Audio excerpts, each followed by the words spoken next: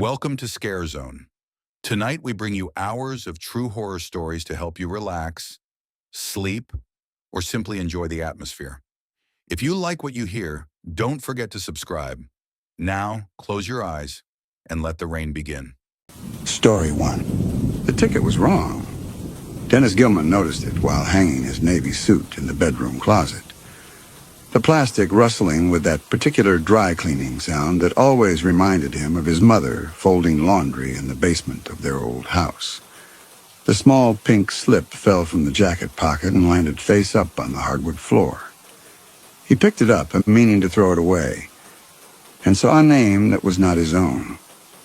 The ticket read, Stanley Roth. Pickup date, September 4th. Today was September 28th. Dennis stood with the ticket between his thumb and forefinger, feeling the faint texture of the carbon paper on the back. His suit hung on the closet door behind him, wrapped in its thin plastic sheath. He had picked it up 20 minutes ago from Veterans Dry Cleaning on Ash Street, had handed Mrs. Gable his own pink ticket.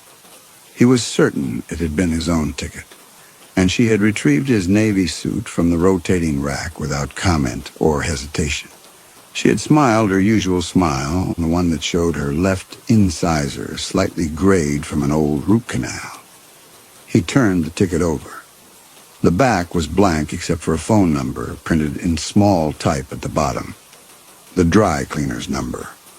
The front listed the pickup date, the name, and a service code. Prem plus starch, premium service starch. Dennis's own suit had required no starch. The closet door stood open behind him. His suit hung there in its plastic, shoulders properly shaped on the wooden hanger.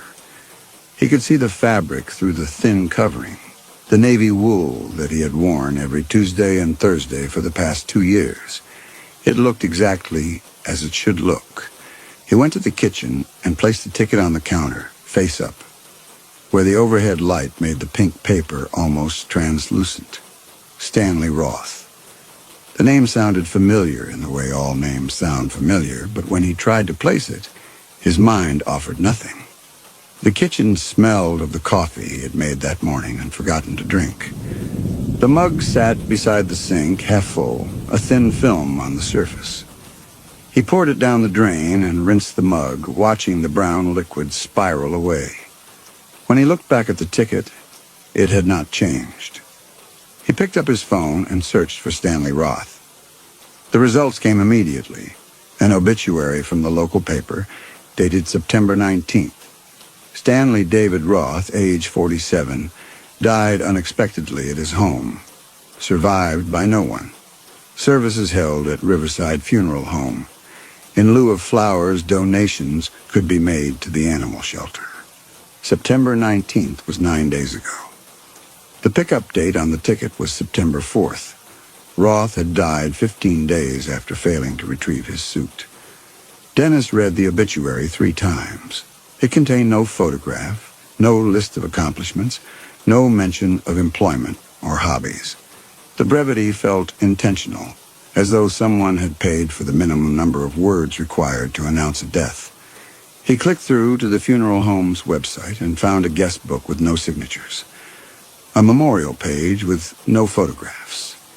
The service date had already passed. He went back to the bedroom and examined the suit. Navy wool, 2-button, notched lapel, his suit. He had owned it for 8 years, bought it at Nordstrom during a summer sale. He knew the slight pulling at the right shoulder seam where he had once caught it on a car door. He knew the faint stain on the inside lining near the left pocket, where he had spilled coffee during a presentation. Both marks were present. This was his suit. He checked the pants. His pants, unhemmed at his exact inseam of 32 inches. The waist let out slightly after he had gained weight 2 Christmases ago. The interior label bore his initials in permanent marker, DG, written in his own hand the day he bought the garment, to distinguish it from his father's identical suit during a family gathering. This was absolutely his suit. He returned to the kitchen.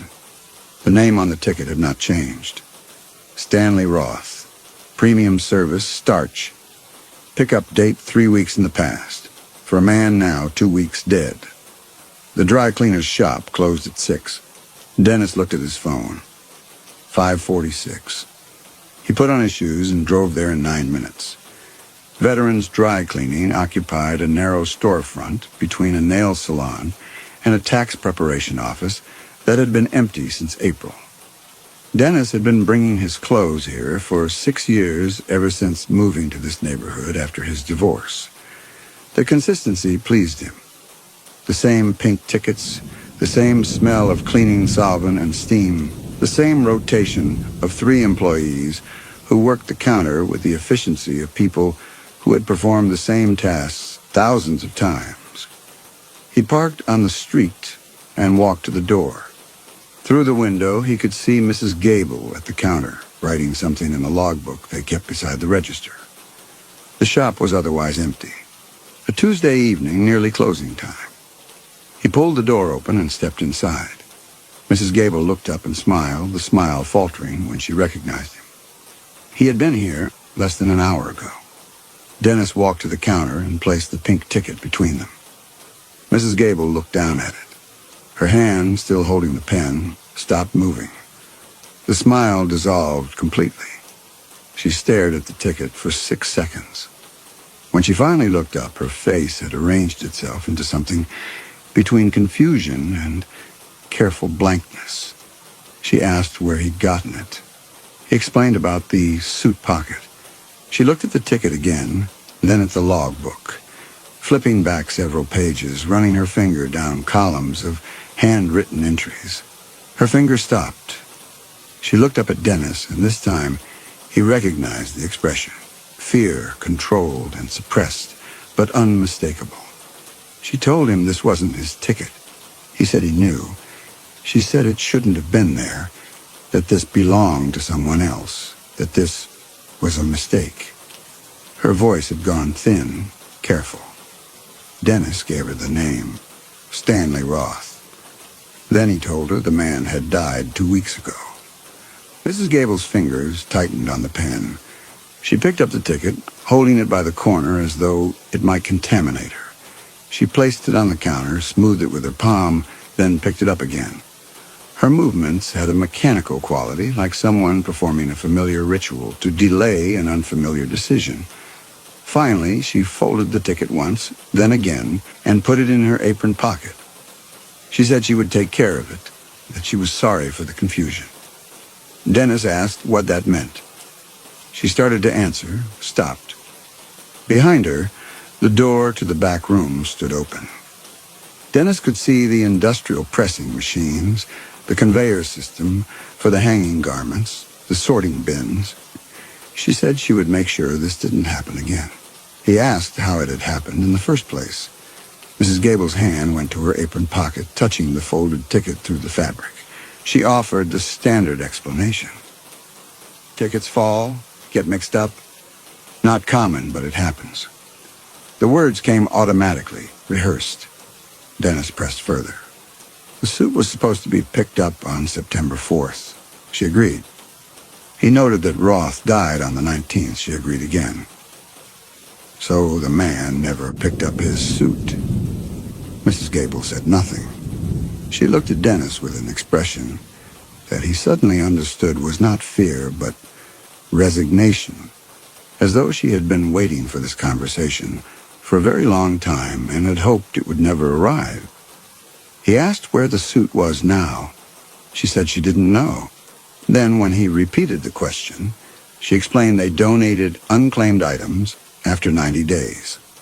Policy. It would be in the back until then. Dennis asked to see it. No. The word came quickly, reflexively. Mrs. Gable's hand tightened on the edge of the counter. The single syllable contained more meaning than any explanation could have provided. Terror compressed into 2 letters. Dennis felt something shift in his chest. A small displacement, like a stone settling at the bottom of a well. He asked why not. She started listing reasons. Not his property, and needed to close. He should... Then stopped. Her face had gone very white. You should go home. and forget about this." The sentence came out barely above a whisper, each word carefully separated from the next, as though she were reading from a script she'd been given years ago and had hoped never to use. Dennis looked at her face and saw that she was not looking at him, but past him, at the door, at the street beyond the window, checking to see if anyone was watching. He asked what this place was. She said it was a dry cleaner. He asked what else it was. Mrs. Gable's mouth opened, closed. She shook her head, a tiny movement, almost imperceptible. Then she reached under the counter and brought out a card, white, with a phone number printed in black ink. Nothing else. No name, no business identification. Just the number. She told him if he had questions, he should call this number. Not here. Not her. This number. Her hand trembled as she held it out. Dennis took the card. The stock was thick, expensive. He asked what would happen if he called it. She said she didn't know. She'd never called it. He asked how she knew to give it to him then. She explained she'd been told to a long time ago. Told that if anyone ever asked about unclaimed items, about names that didn't match, she should give them this number. The words tumbled out faster now, as though confession offered some small relief. Dennis asked who told her. Mrs. Gable shook her head again. She was trembling now, a fine tremor in her hands that made the pen rattle against the counter when she set it down. "Please go." The plea was naked, desperate. She asked again, softer, "Please?" Dennis put the card in his pocket. He looked at Mrs. Gable, at her white face and shaking hands, and felt a sudden rush of something that might have been pity or might have been contempt. She was complicit in something. She had been complicit for years, perhaps decades, taking tickets and retrieving garments and handing out pink slips, while something else happened in the back room, something that required a special phone number for people who asked the wrong questions. He turned and walked out of the shop. Behind him, he heard the lock click immediately. When he looked back through the window, Mrs. Gable was already gone, disappeared into the back room where the unclaimed suits hung in their neat plastic rows, waiting for no one. The card on his kitchen counter beside the pink ticket, both perfectly aligned with the edge of the counter. It was 7:30. He had not eaten dinner. The thought of food produced a faint nausea that he recognized as stress rather than hunger. He filled a glass with the water from the tap and drank it standing at the sink, looking out the window at the neighbor's yard. Mrs. Rhodes was bringing in her garbage cans, rolling them up the driveway with the careful attention she gave to all her tasks. She had lived next door for 12 years and had never once put the cans away before dark. Routine was important to her. Dennis understood this. Routine was important to him, too. He picked up the card and held it under the kitchen light. The phone number was local, the same area code as his own number, as the dry cleaner's number. 7 digits that could belong to anyone, to any business or residence in the county. There was no way to know without calling. The thing to do was to call the number. That was what the card was for. Mrs. Gable had given it to him specifically for this purpose, because someone had instructed her to do so. Years ago, she had said. Someone had anticipated this exact situation. A customer receiving the wrong ticket, asking questions, refusing to forget, and had prepared a response. Call this number. But the thing Mrs. Gable had not said, the thing that sat in the kitchen with him now like a third presence alongside the card and the ticket, was what would happen after he called. She did not know. She had never called. She had only been told to give the card to people who asked the wrong questions, and then what? They called.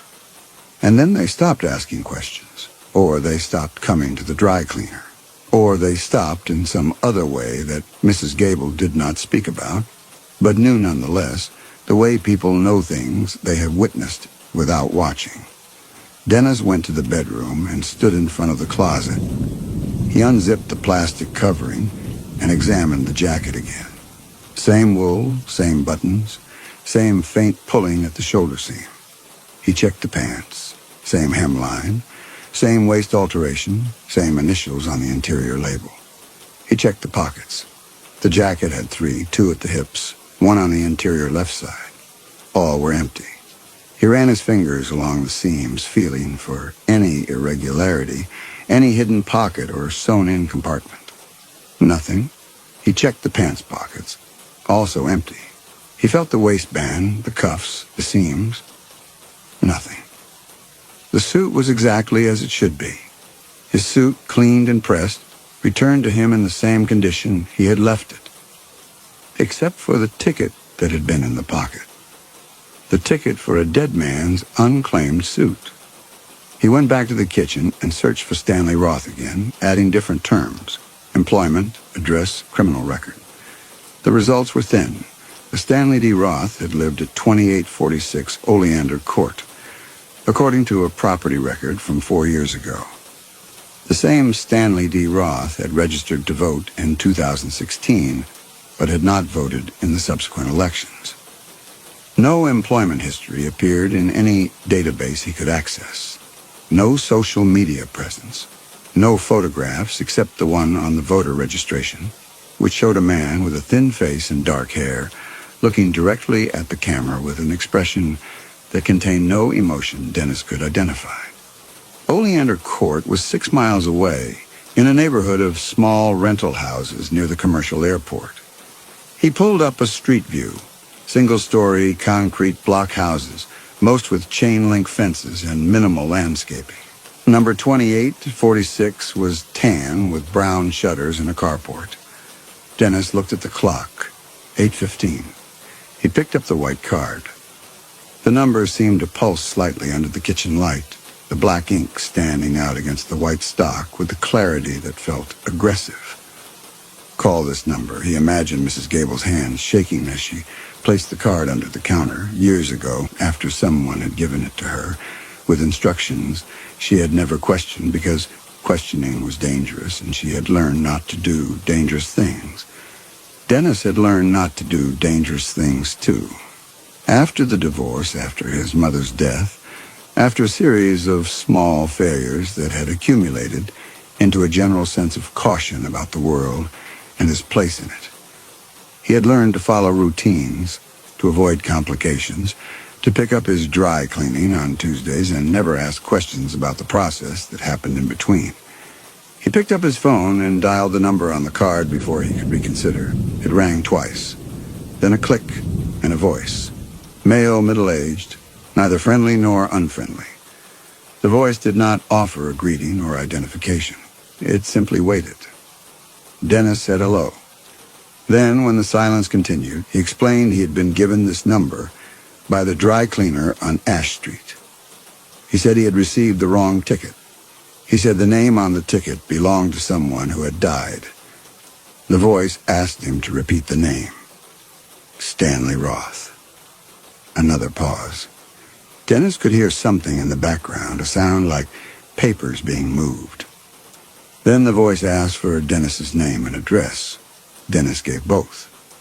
The voice asked if he had picked up a Navy suit that afternoon. Dennis confirmed it. The voice asked if he had examined the suit. Dennis said yes, it was his suit. The voice asked if he was certain. Yes. A longer pause. Dennis waited, his phone pressed tight against his ear. When the voice spoke again, it had changed somehow. Not in tone or inflection, but in what it implied, as though a decision had been made. Someone will contact you. Then the line went dead. Dennis stood in his kitchen holding the phone. The clock read 8:22. 7 minutes had passed since he had decided to make the call. In those 7 minutes, he had done something that Mrs. Gable had never done, something that had changed his relationship to the dry cleaner and the pink tickets and the unclaimed suits waiting in their plastic rows. He had asked to be contacted. He had volunteered himself for whatever came next. He sat down at the kitchen table. The card and the ticket lay in front of him. He picked up the ticket and read it again.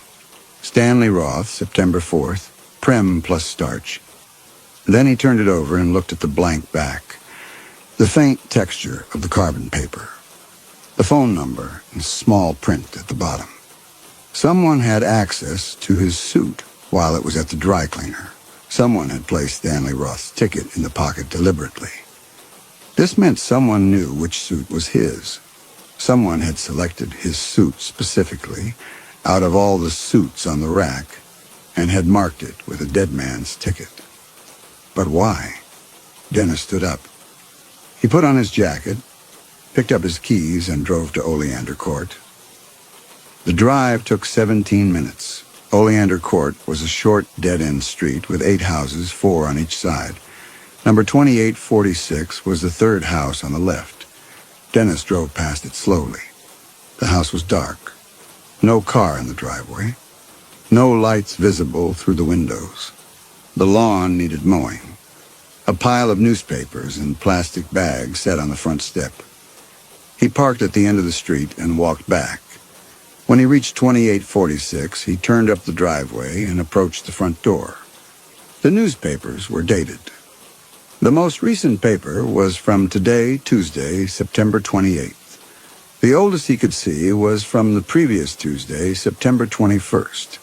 Stanley Roth had died on September 19th. The papers had been accumulating for at least a week since his death, piling up on the step of an empty house. No one had come to collect them. No one had come at all. Dennis looked at the front door, locked.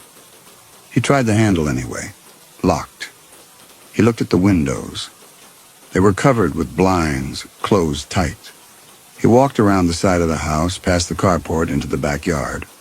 The backyard was small, enclosed by a chain-link fence. A concrete patio held a rusted lawn chair and a ceramic planter with a dead plant.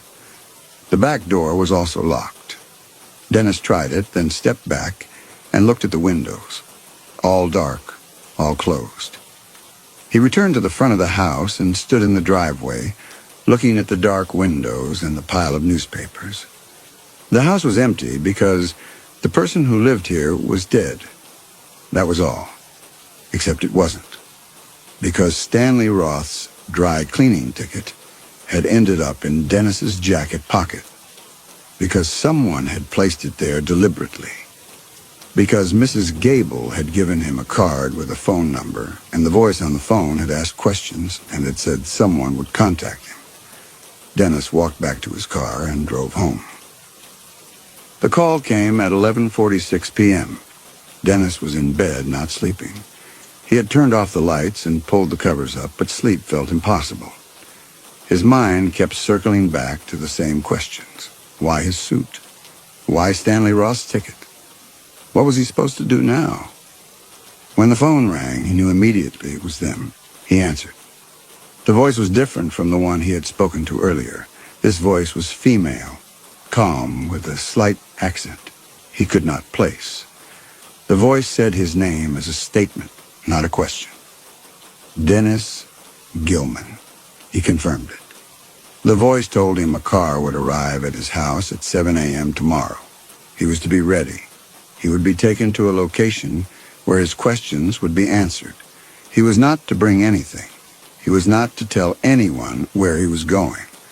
Dennis asked where he would be taken. The voice said his questions would be answered. Then the line went dead.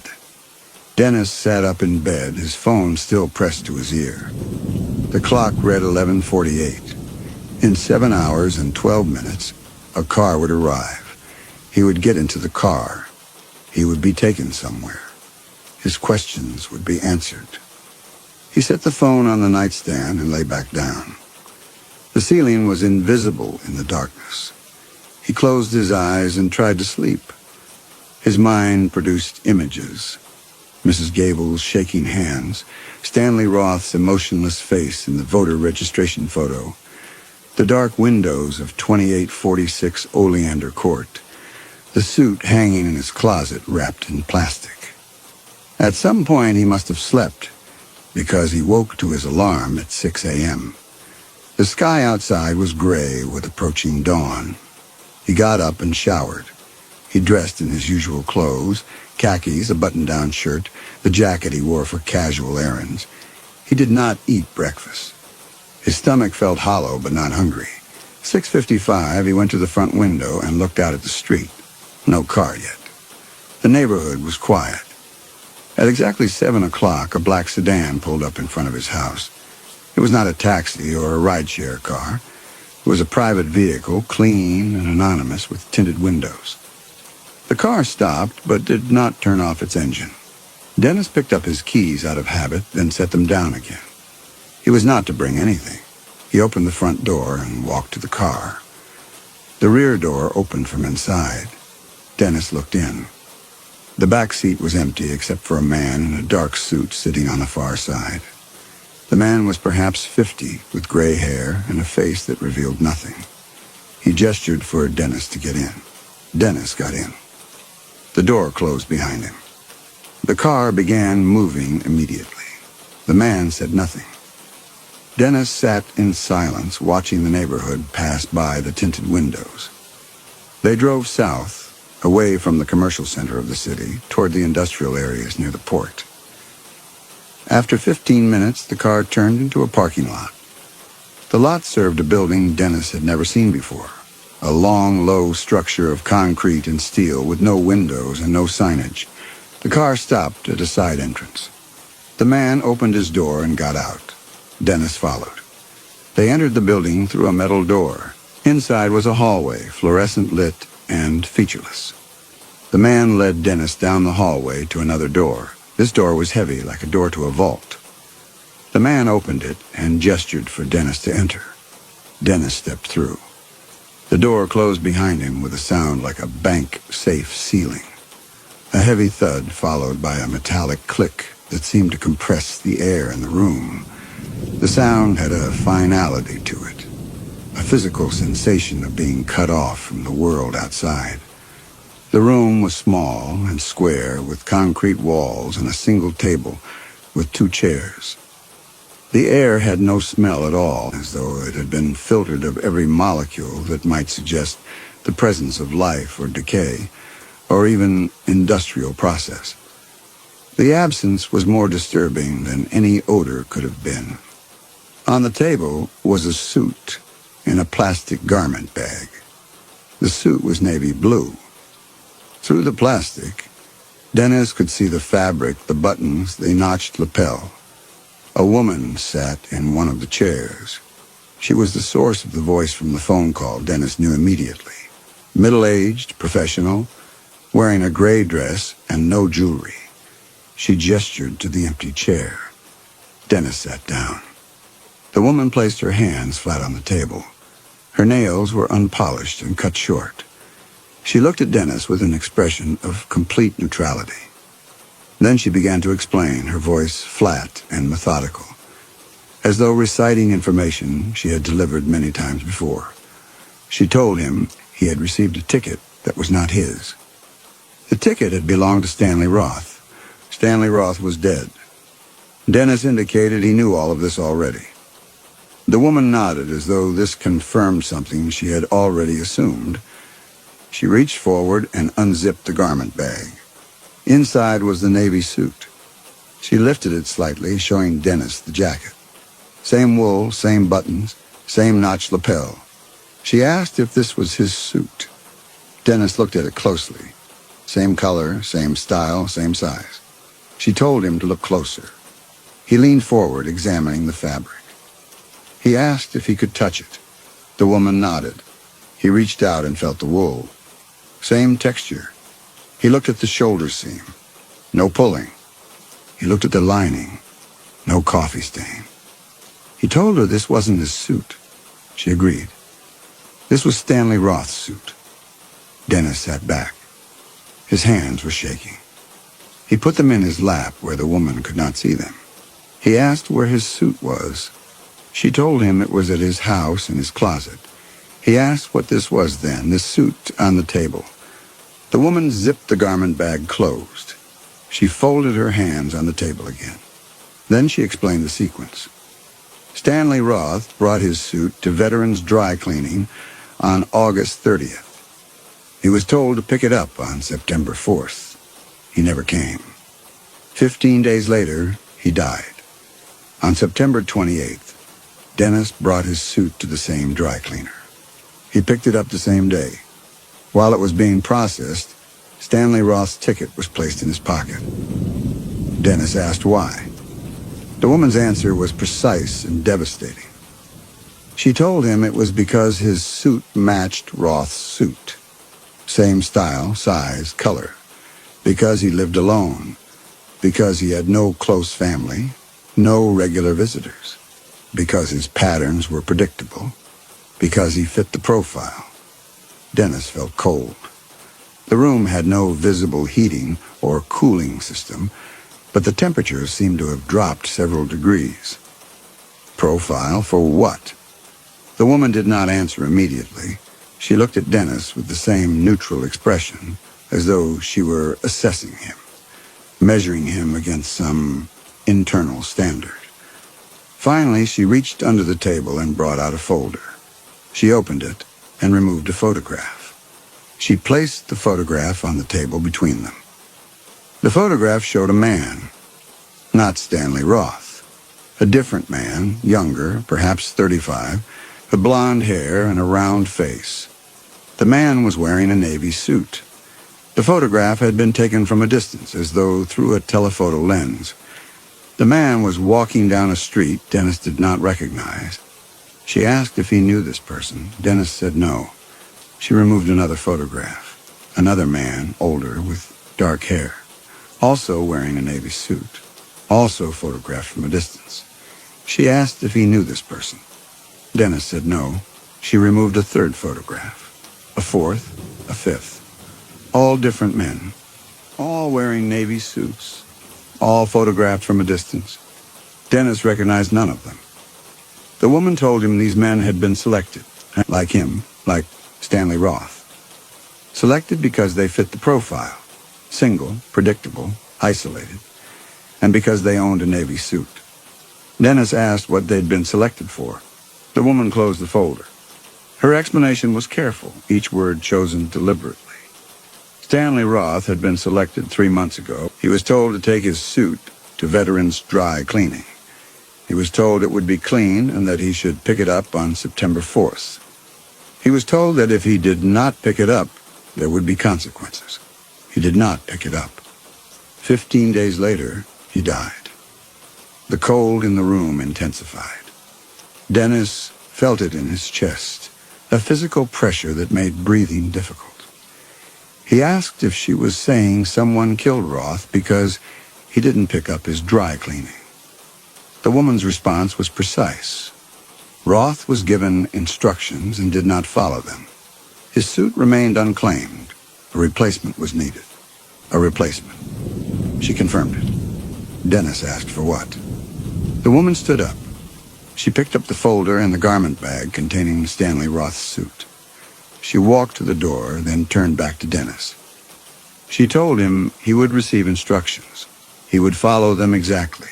If he did not, the consequences would be the same as they were for Stanley Roth. She asked if he understood. Dennis opened his mouth, closed it. His throat had gone completely dry. He managed a single word. Why? The woman's answer was simple and final. Because he received the ticket. Because he called the number. Because he was now part of this. She opened the door. The man in the dark suit was waiting in the hallway.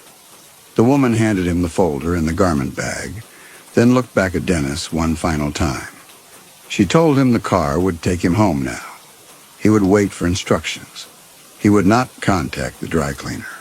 He would not contact anyone else about this. If he did, the consequences would be immediate. She left. The man in the dark suit gestured for Dennis to follow. Dennis stood on legs that felt uncertain, made of some material less substantial than bone and muscle. He followed the man down the hallway, through the metal door, back into the parking lot. The black sedan was waiting, engine running. Dennis got in. The car drove him home. 17 minutes later, the car stopped in front of Dennis's house. The door opened. Dennis got out. The car drove away. He stood on his front lawn, watching the black sedan disappear around the corner. The street was empty. Mrs. Rhodes's garbage cans were still at the curb. Everything looked exactly as it always looked. Normal, unchanged, safe. Dennis went inside. He closed the door and locked it. He went to the bedroom and looked at his suit, hanging in the closet in its plastic covering. His suit. The one with the pulling at the shoulder seam and the coffee stain on the lining, and his initials on the interior label. He went to the kitchen. The white card and the pink ticket still sat on the counter, exactly where he had left them. He picked up the ticket and read it again. Stanley Roth, September 4th. Prem plus starch.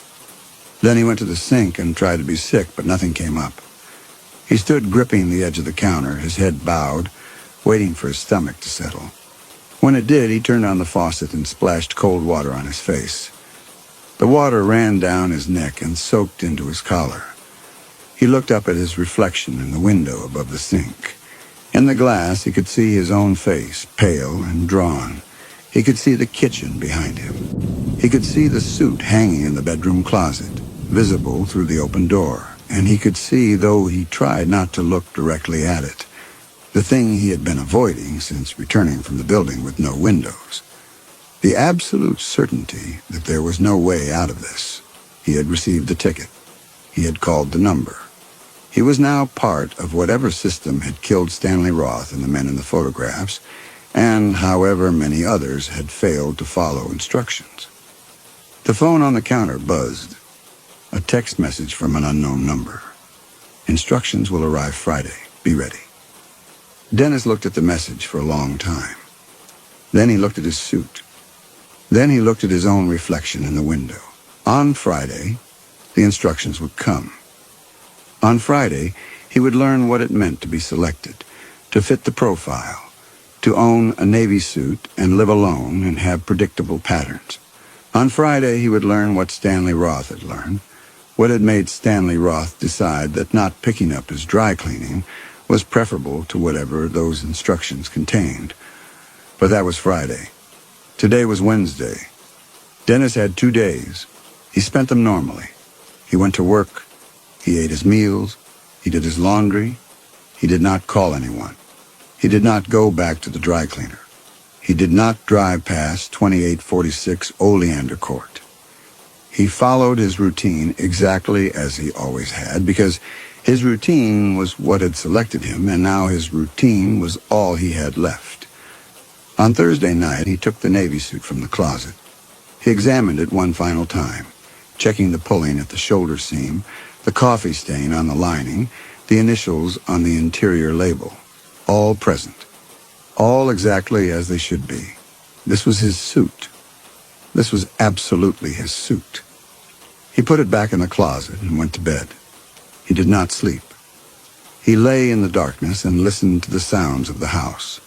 The refrigerator humming, the water heater clicking on and off, and the soft creak of the walls settling.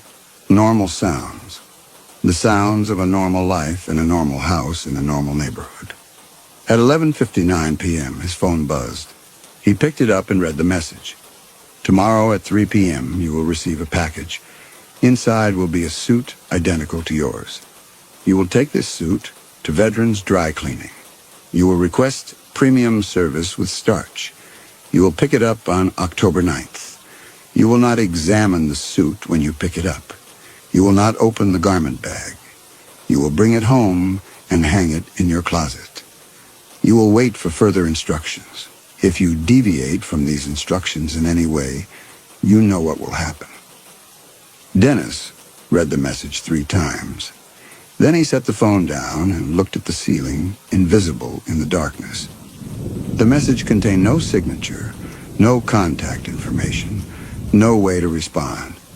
It simply existed, a set of requirements that he would follow or he would die.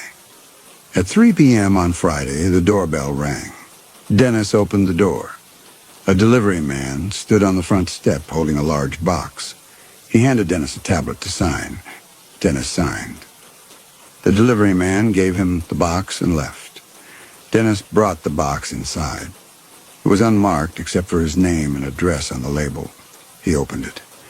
Inside, wrapped in tissue paper, was a navy suit. 2-button, notched lapel, same fabric, same size. Identical to his suit in every visible way. He lifted it out and held it up to the light. Perfect. Unworn. Brand new. He checked the shoulder seam. No pulling. He checked the lining. No coffee stain. He checked the interior label. No initials. This was not his suit. This was the suit he was supposed to take to the dry cleaner. This was the suit that would be cleaned with premium service and starch, that would be picked up on October 9th, that would come home in a garment bag he was not to open. Dennis folded the suit carefully and placed it back in the box. Then he stood looking at it for a long moment. He went to the kitchen and opened the drawer where he kept utility items. Batteries, tape, rubber bands. At the back, a box of matches from a restaurant he hadn't been to in 3 years. He took out the matches and returned to the bedroom. He stood over the box with the suit inside, the small matchbox in his hand. His thumb rested on the striking surface. He could picture it, one match, and the tissue paper catching first, then the wool. The suit would burn. The ashes would go in the trash. He could call them back, tell them the package never arrived. He could... Stanley Roth's face appeared in his mind, the voter registration photo. That expression that contained no emotion he could identify. Then the obituary. Died unexpectedly at his home. Survived by no one. The woman's voice. If you deviate from these instructions in any way, you know what will happen. 15 days. Stanley Roth had 15 days. Dennis's hand was shaking. The matchbox rattled slightly. He looked at the suit and its tissue paper, at the matches in his palm, at his own hand, trembling with the weight of a choice that was no choice at all. He put the matches back in the drawer and closed it. Then he went to the closet and took out his own suit. He laid both suits on the bed side by side. Identical. Absolutely identical except for the small marks of wear and use that distinguished his from the new one. He looked at them for a long time. Then he picked up the new suit and put it on a hanger. He wrapped it in the plastic covering from his own suit. He placed it by the front door, ready to take to veterans' dry cleaning tomorrow morning. His own suit he returned to the closet. He hung it in its usual place, zipped the plastic covering closed, and shut the closet door. Then he sat on the edge of the bed and put his head in his hands. The system was elegant in its simplicity. Take a suit to the dry cleaner, pick it up on a specified date. Bring it home without opening it, wait for instructions. And if the garment bag contained something other than a clean suit, something that needed to be transported, something that could not be moved through normal channels, something that required the cover of an ordinary transaction. Well, that was not his concern. That was not his responsibility. He was simply picking up his dry cleaning. Except it wasn't his dry cleaning. It was someone else's suit, someone else's contraband, someone else's crime. And he was the courier, selected because he fit the profile. Because he lived alone and had predictable patterns and would not be missed if he failed to follow instructions. Dennis lifted his head. The bedroom was very quiet. Through the window, he could see Mrs. Rhodes' house, her garbage cans still at the curb. She would bring them in before dark. She always did. Routine was important. He stood up. He went to the kitchen and picked up the white card with the phone number. He looked at it for a moment, then tore it in half, then he tore it again. He dropped the pieces in the trash. Then he picked up the pink ticket. Stanley Roth, September 4th, Prem plus starch. He held it under the kitchen light one final time, reading the name of the man who had refused to follow instructions, who had let his suit remain unclaimed, who had died 15 days later. Stanley Roth had made a choice. He had decided that whatever was in that garment bag, whatever he was supposed to transport, was not worth his compliance. He had decided to die rather than participate. Dennis set the ticket on the counter. He looked at it for a long time. Then he looked at the suit by the front door, wrapped in plastic, ready to be taken to veterans' dry cleaning in the morning. He had until tomorrow to decide. He had until October 9th. He had all that time to make the same choice Stanley Roth had made. But he already knew what he would do. He had known since reading the text message, since seeing the delivery man on his front step, since understanding exactly what it meant to be selected and to fit the profile and to own a Navy suit. He would follow the instructions. He would take the suit to the dry cleaner. He would pick it up on October 9th. He would bring it home without opening the garment bag. He would wait for further instructions, because the alternative was to die. And Dennis Gilman, 43 years old, divorced, no close family, predictable patterns, routine his only comfort. Dennis Gilman was not ready to die. On Saturday morning, he took the suit to veterans' dry cleaning. Mrs. Gable was not working. A different woman helped him, younger, with red hair and no recognition in her eyes. He requested premium service with starch. She wrote out a ticket and gave him the pink slip. The pickup date was October 9th. Dennis took the ticket and left. He drove home. He hung the pink slip on his refrigerator with a magnet, next to a grocery list, and a reminder about a dentist appointment. The ticket was identical to all the other tickets he had received over 6 years of bringing his clothes to veterans' dry cleaning. Pink paper, printed text, the dry cleaner's phone number at the bottom. The only difference was the date, October 9th. 11 days away. 11 days to live a normal life. 11 days until he would pick up a garment bag and bring it home and hang it in his closet and wait to learn what he had just transported. Dennis went to the kitchen and made coffee. He drank it standing at the counter, looking out the window at Mrs. Rhodes's yard. She was outside now, pruning her roses. She wore gardening gloves and a wide-brimmed hat. She moved slowly, carefully, examining each branch before cutting.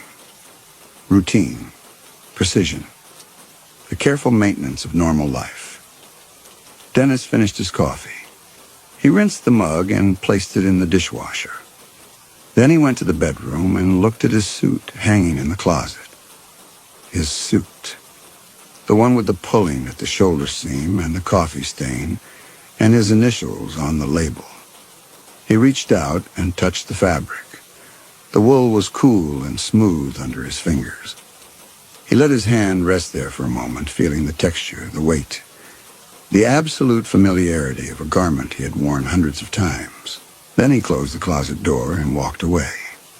On October 9th at 3 p.m., Dennis Gilman walked into Veterans Dry Cleaning and handed the pink ticket to the woman with red hair. She smiled and retrieved a garment bag from the rotating rack.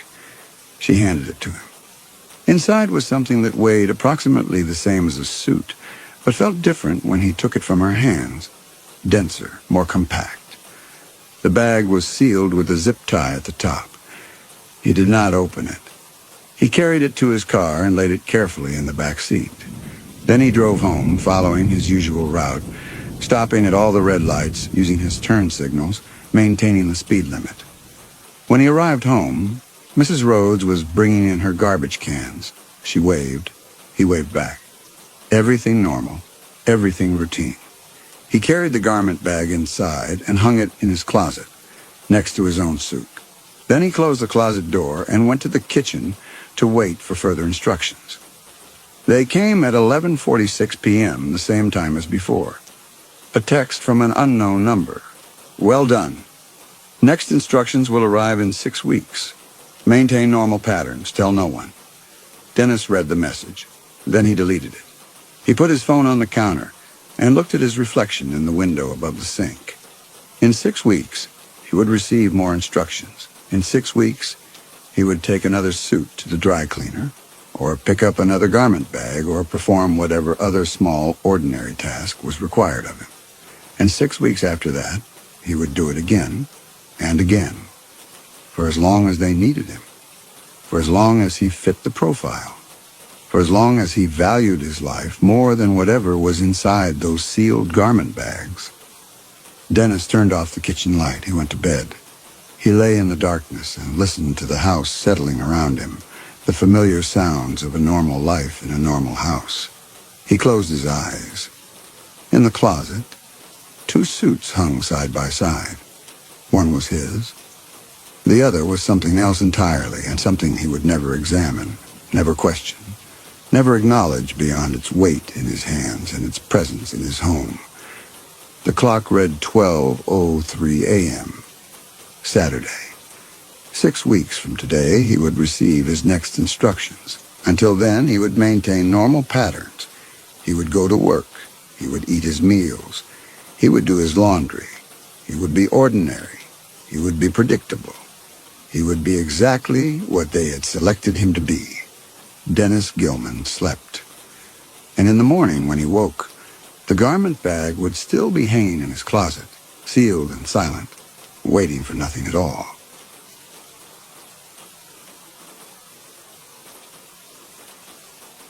Story 2.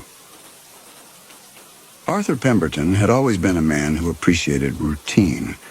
At 73, he found comfort in the predictable rhythm of his days. Morning tea at 7:30. Rex's walk through Hampstead Heath at precisely 10 o'clock. The German Shepherd had been Phyllis's idea, acquired 3 years ago when the neighborhood had experienced a spate of burglaries. Now, 6 months after Phyllis's sudden departure from pneumonia, the dog had become Arthur's sole companion in the rambling Victorian house on Lyndhurst Road.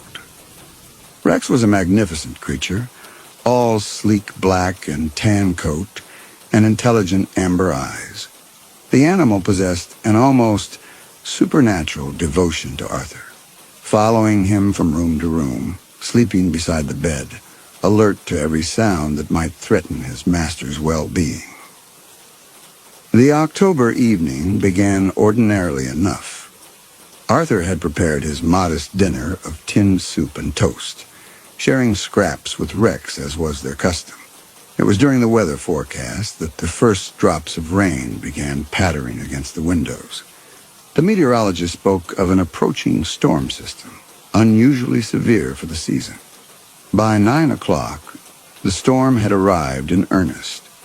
Rain lashed the windows with increasing intensity, and the wind howled through the bare branches of the old oak into the front garden. Arthur moved through his evening routine, checking the locks on both doors, a habit Phyllis had insisted upon. Rex padded behind him, alert and watchful. The lights flickered once, twice, then died completely.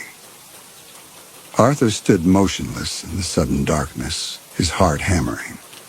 The house felt different in the blackness, larger somehow, full of threatening corners. Outside, the storm raged with renewed fury, and Arthur could hear something loose banging against the side of the house.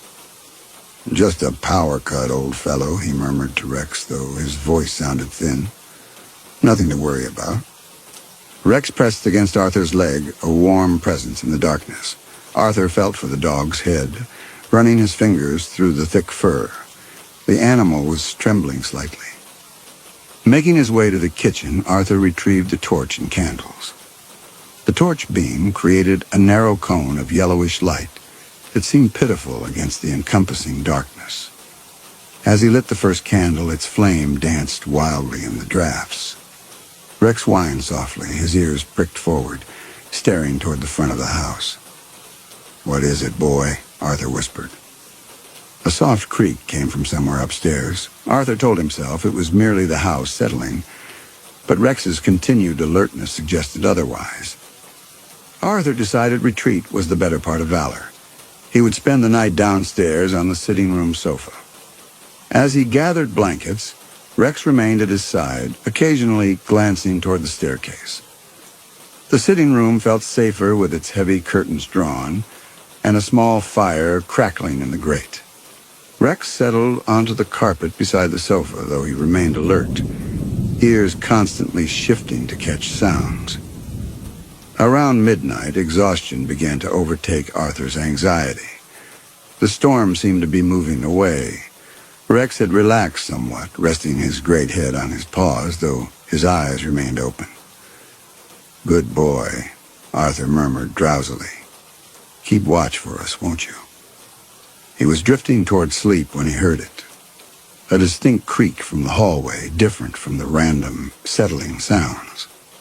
This was the deliberate groan of a floorboard bearing weight. Arthur's eyes snapped open. Rex was sitting upright now, utterly motionless, staring toward the sitting room door. The sound came again, another careful footstep, closer now. Arthur's mouth had gone dry. His rational mind offered explanations. A branch had fallen through a window. But his primitive brain was screaming a single word: intruder. Rex made no sound, but Arthur could feel the tension radiating from the animal's body. The dog was coiled like a spring, ready to launch himself at whatever threat was approaching. Another creak, and then another. Someone was moving with deliberate stealth through his house. Arthur reached for the telephone, but found only the dead receiver. The storm had taken down the lines. He was entirely alone. The footsteps stopped just outside the sitting room door. Rex rose to his feet, hackles raised, a low growl rumbling in his chest. In the firelight, the dog looked magnificent and terrible. Arthur held his breath. Long seconds passed in absolute silence. Then Rex moved. The dog launched himself toward the door with explosive force, his growl escalating to a full-throated snarl. Arthur heard the impact as 90 pounds of protective fury struck something solid, followed immediately by human cries of alarm and pain. The sounds that followed were terrible. Rex's continued snarling, the crash of bodies against furniture, a man's voice cursing and gasping. Arthur fumbled for the poker beside the fireplace. "Rex," he called out. "Rex, here, boy."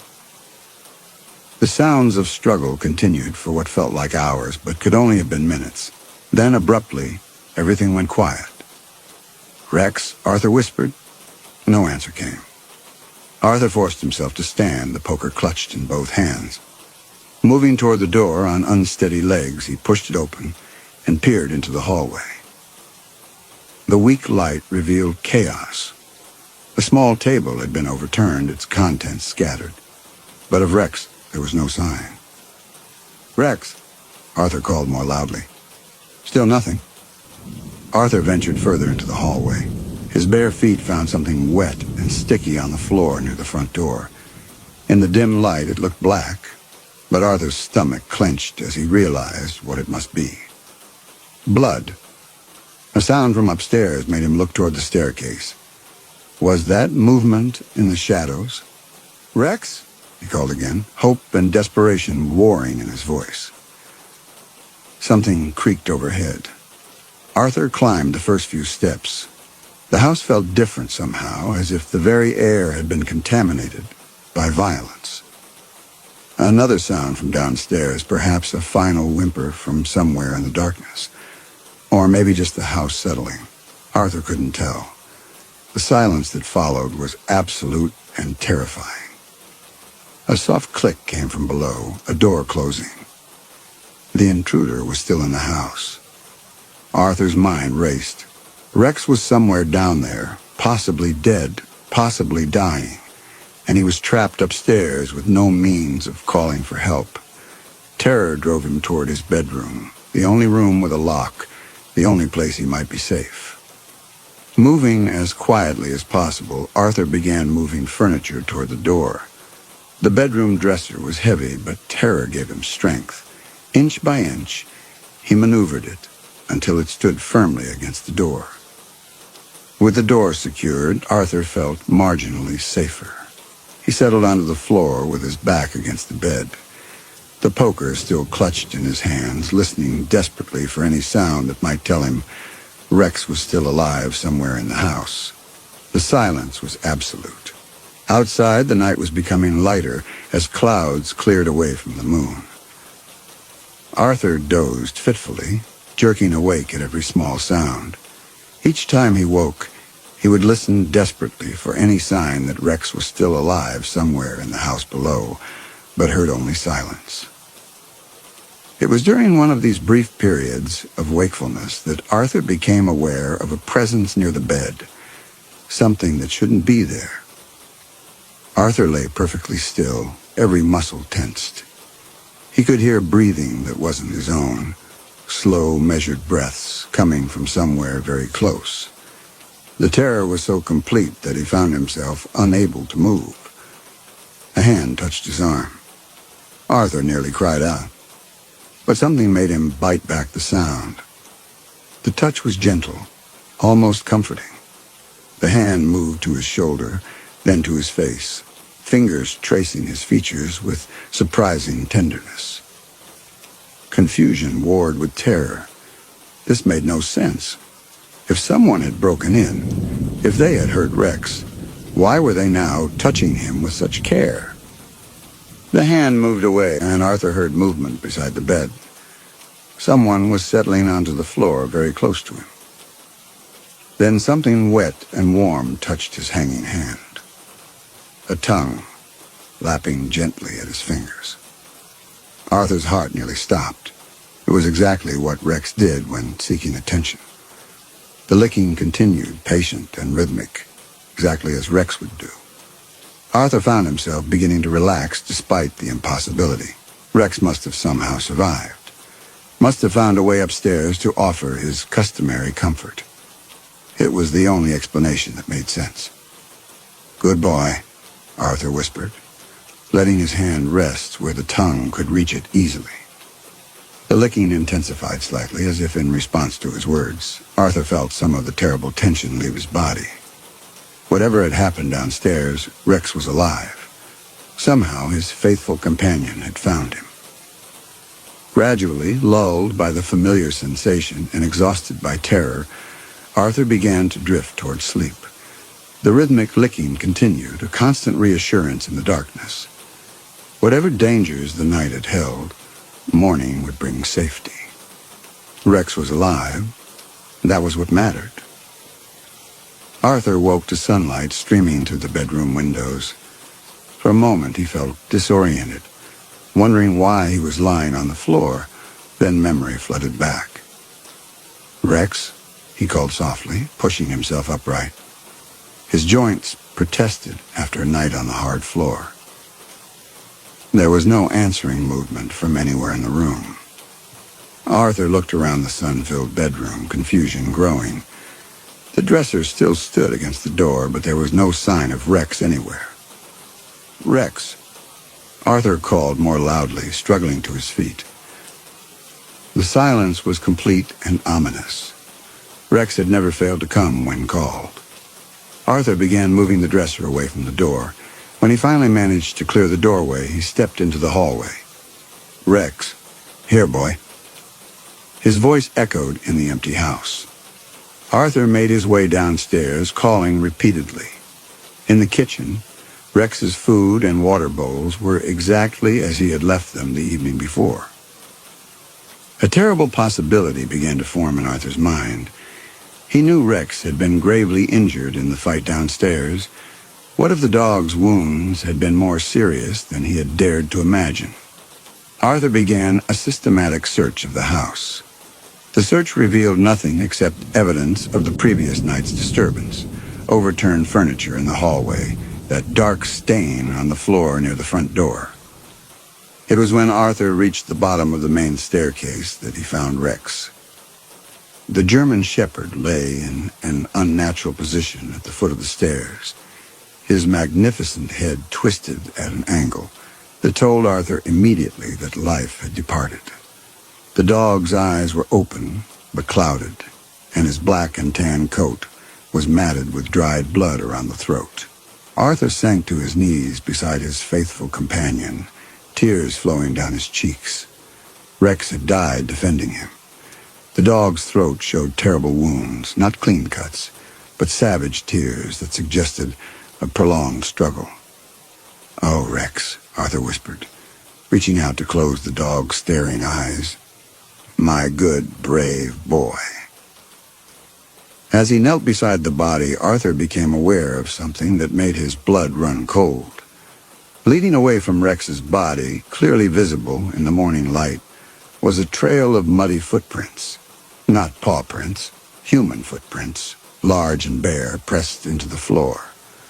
The trail led from Rex's body toward the stairs, then up toward the bedrooms. Arthur's mind reeled. If Rex had died here, at the bottom of the stairs, then what had he found in his bedroom during the night? What injured animal had whimpered in the darkness? With growing horror, Arthur followed the muddy footprints up the stairs. They led directly to his bedroom door, then disappeared on the carpet inside. But that made no sense. Arthur had barricaded the door from the inside. No one could have entered after he had moved the dresser, unless they had already been inside. The realization hit Arthur like a physical blow. Someone had been in his bedroom when he barricaded the door. While he had thought he was securing himself against an intruder, he had actually been locking himself in with one. But if that were true, then what had happened during those long hours? Arthur remembered the gentle touch, the comforting presence, the familiar sensation of Rex's tongue lapping at his fingers. Arthur forced himself to return to the bedroom and examine it more carefully. In daylight, details became apparent. The carpet showed signs of disturbance, areas where the pile had been flattened, as if someone had lain there for extended periods. Near the bed, Arthur found several long, coarse hairs that were definitely not Rex. They were darker, human hairs. The window that faced the back garden showed signs of having been opened recently. The latch was undone, and there were muddy smears on the sill. Arthur peered out and saw that the old apple tree grew close enough that an agile person could climb from its branches to the bedroom. Someone had entered through this window, probably during the storm. They had been in the bedroom when Arthur had barricaded the door, trapping them both in the same space. But why hadn't they attacked him immediately? Why the elaborate charade? Arthur's stomach lurched as understanding finally dawned. The licking. The comforting presence that had felt so much like Rex's devotion.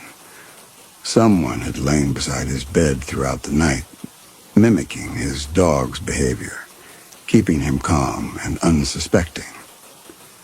The sheer perversity was almost beyond comprehension. While Rex lay dying at the bottom of the stairs, his killer had been upstairs playing an obscene game of pretense, licking Arthur's fingers in a grotesque parody of canine affection. Arthur backed away from the window. He needed to call the police immediately. In the kitchen, Arthur lifted the telephone receiver and was relieved to hear the dial tone. With shaking fingers, he dialed 999. Emergency services, which service do you require? Police, Arthur said. I need to report a break-in and the death of my dog. The police arrived within 20 minutes, a young constable and a grizzled sergeant who introduced himself as Davies. Arthur led them through the house, explaining what had happened as coherently as he could manage. You're quite certain someone was in the room with you all night? Sergeant Davies asked, crouching beside Rex's body. Absolutely certain, Arthur replied. They were mimicking my dog's behavior, licking my hand. The young constable looked skeptical, but Davies nodded grimly. We've seen stranger things. Some very odd people about these days. The officers photographed the scene and dusted for fingerprints. The muddy footprints were measured and photographed, and samples of the hair found in the bedroom were carefully collected.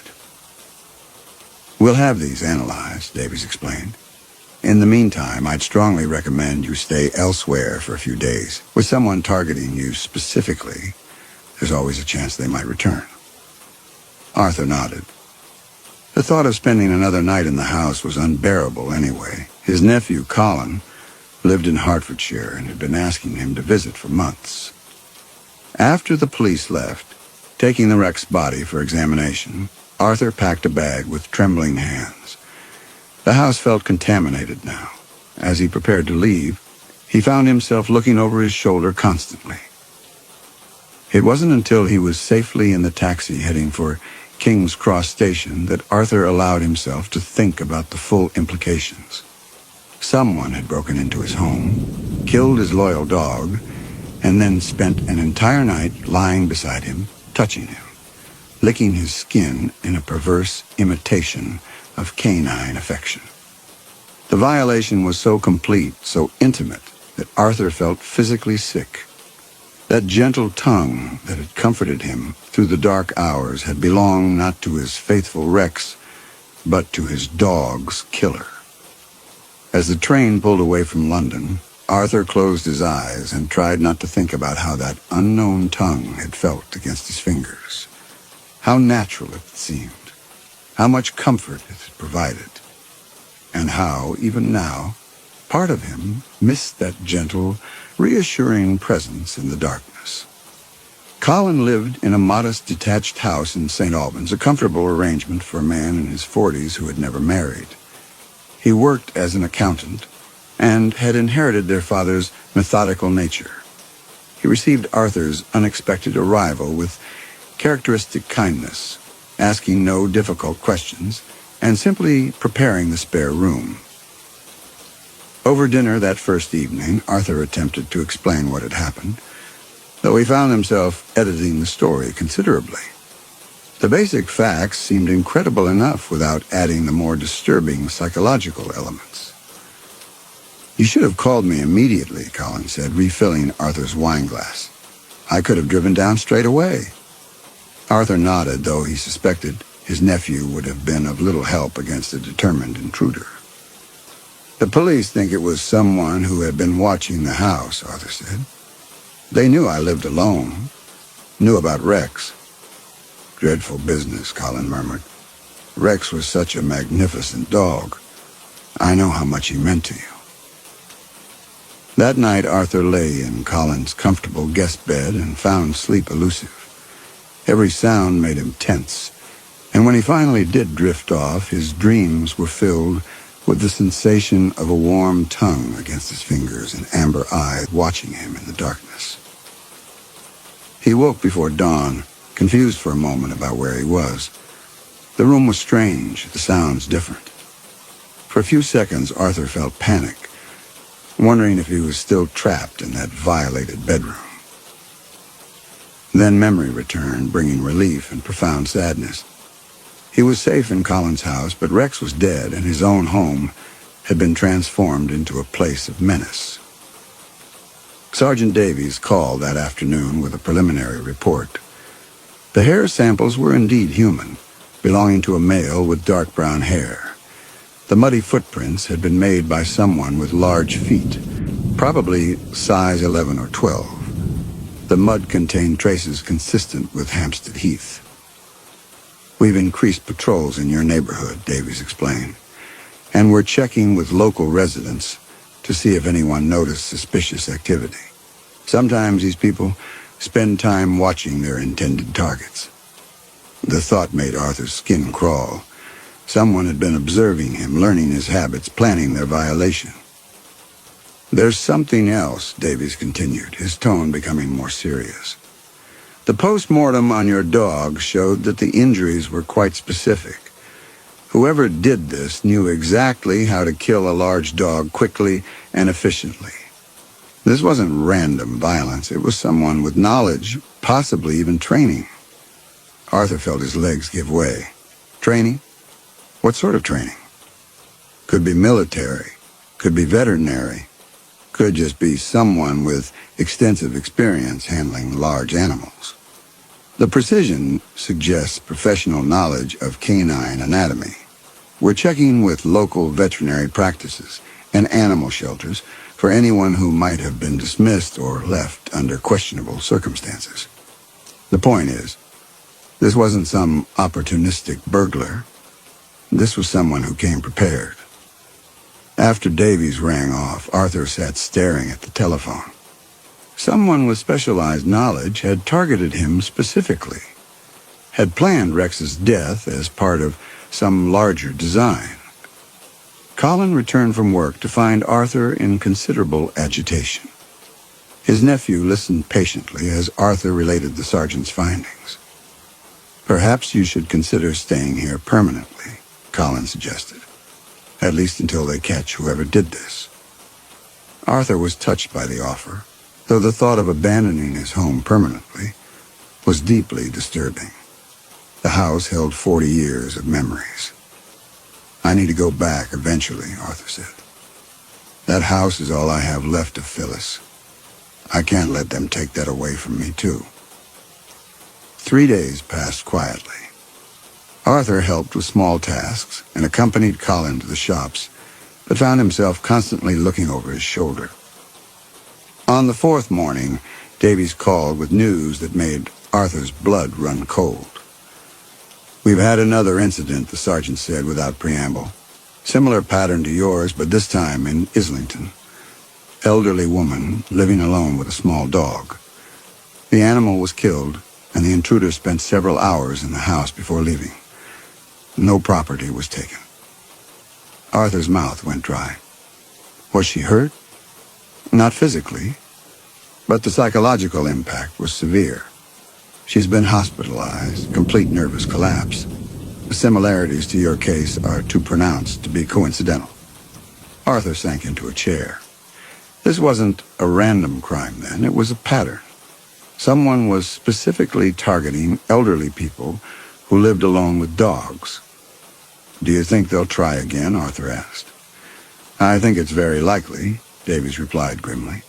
"We're dealing with someone who gets satisfaction from this particular type of crime. They won't stop until we catch them." Somewhere in London, a predator was hunting people like himself, vulnerable, isolated, dependent on their pets for companionship. The thought that others might suffer as he had suffered made him feel sick. But worse was the growing certainty that his own ordeal was far from over. The person who had killed Rex, who had spent that terrible night licking his fingers in the darkness, would almost certainly return. As if to confirm his fears, the telephone rang an hour later.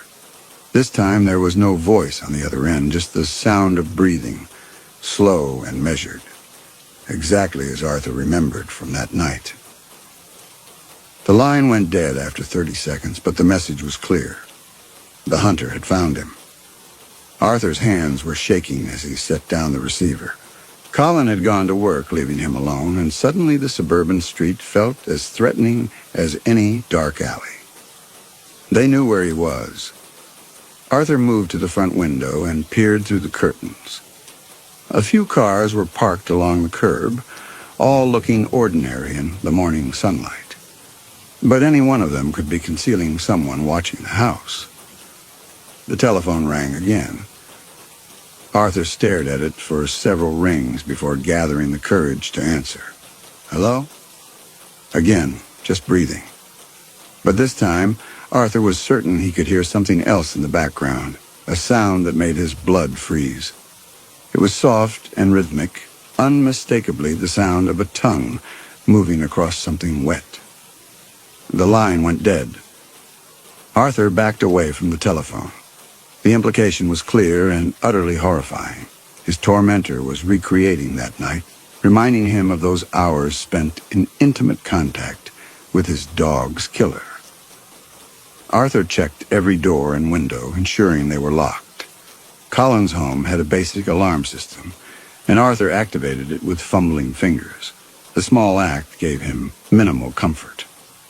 Arthur called Davies immediately, but the sergeant was out. He left an urgent message, then tried to reach Colin. His nephew's secretary said Colin was in meetings, but would return the call.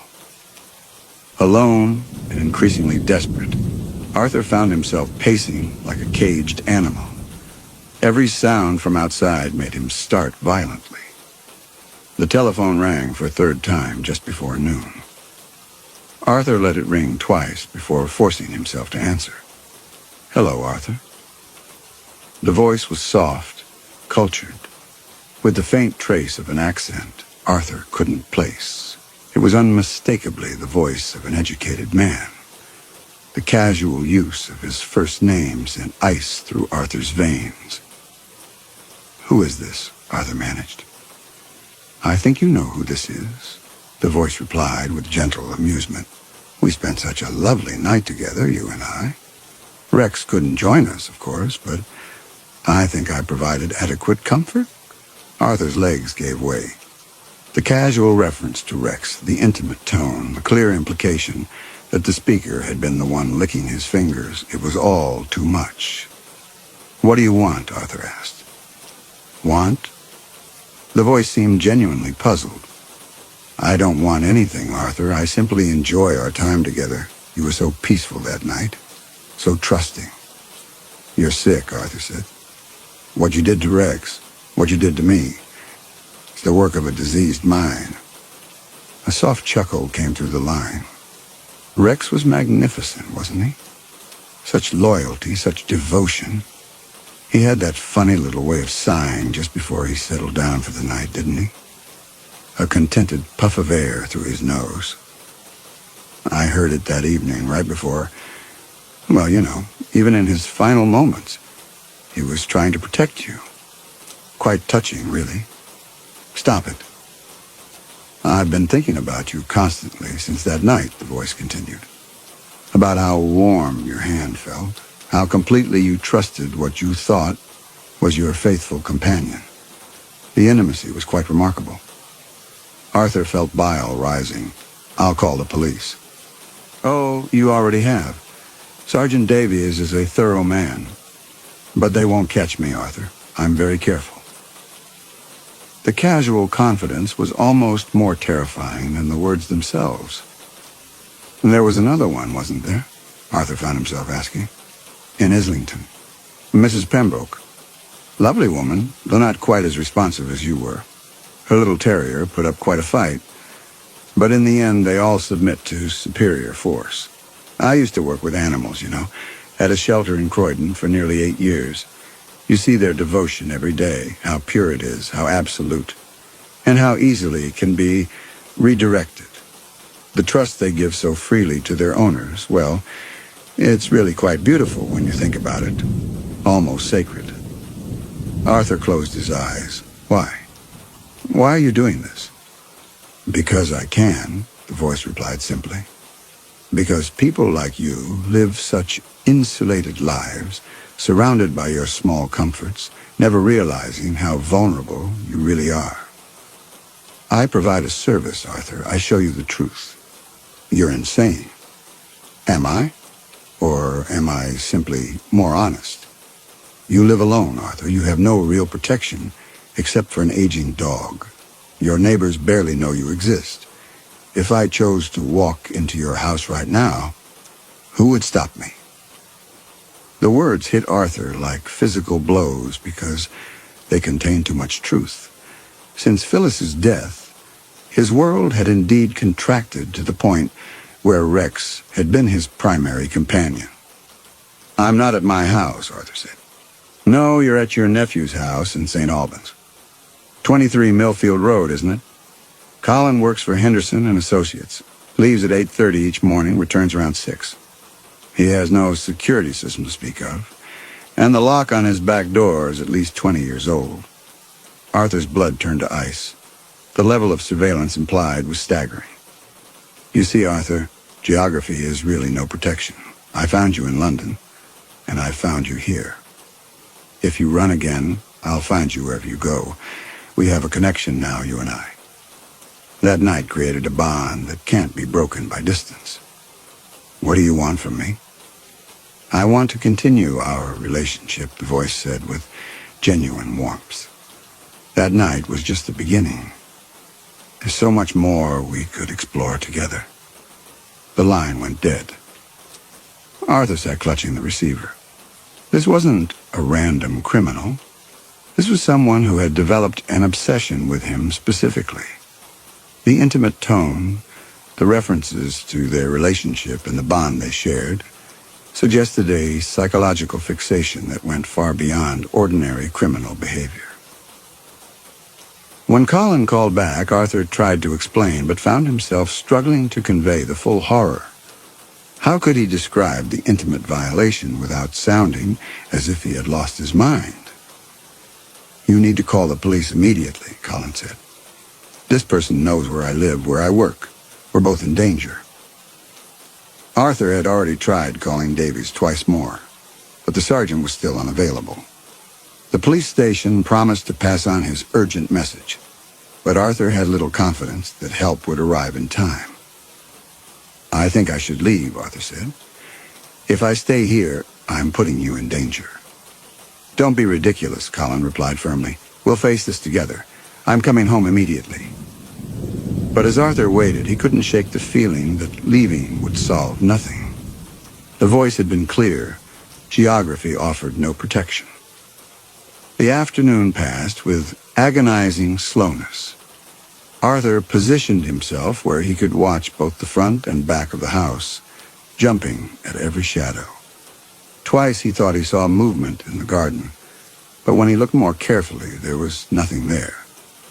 At 3 o'clock, the telephone rang again. Arthur stared at it, knowing he shouldn't answer, but unable to resist. "Missing me already?" the voice asked with evident amusement. "Leave me alone," Arthur said. "I'm afraid that's not possible. You see, Arthur, what we shared that night changed everything. The trust you showed, the way you accepted my comfort when you thought it came from Rex, it was beautiful in its innocence." "It was a lie," Arthur said desperately. "Was it? You felt comforted, didn't you? You felt safe and protected. The source may have surprised you, but the feelings themselves were real enough." Arthur wanted to deny it, but couldn't. He had felt comforted that night, had been lulled into peaceful sleep. The memory of that false security was almost more violating than the physical contact itself. "Tonight," the voice continued conversationally, "I think I'll pay a visit to your nephew's house. Colin seems like a decent man. I'd hate for him to suffer unnecessarily because of our relationship." "No." Arthur's cry was involuntary. "Leave him out of this." "That's entirely up to you, Arthur. If you'd like to continue our conversations in person, Colin need never be involved. But if you insist on hiding behind other people, I'm afraid they become part of the equation."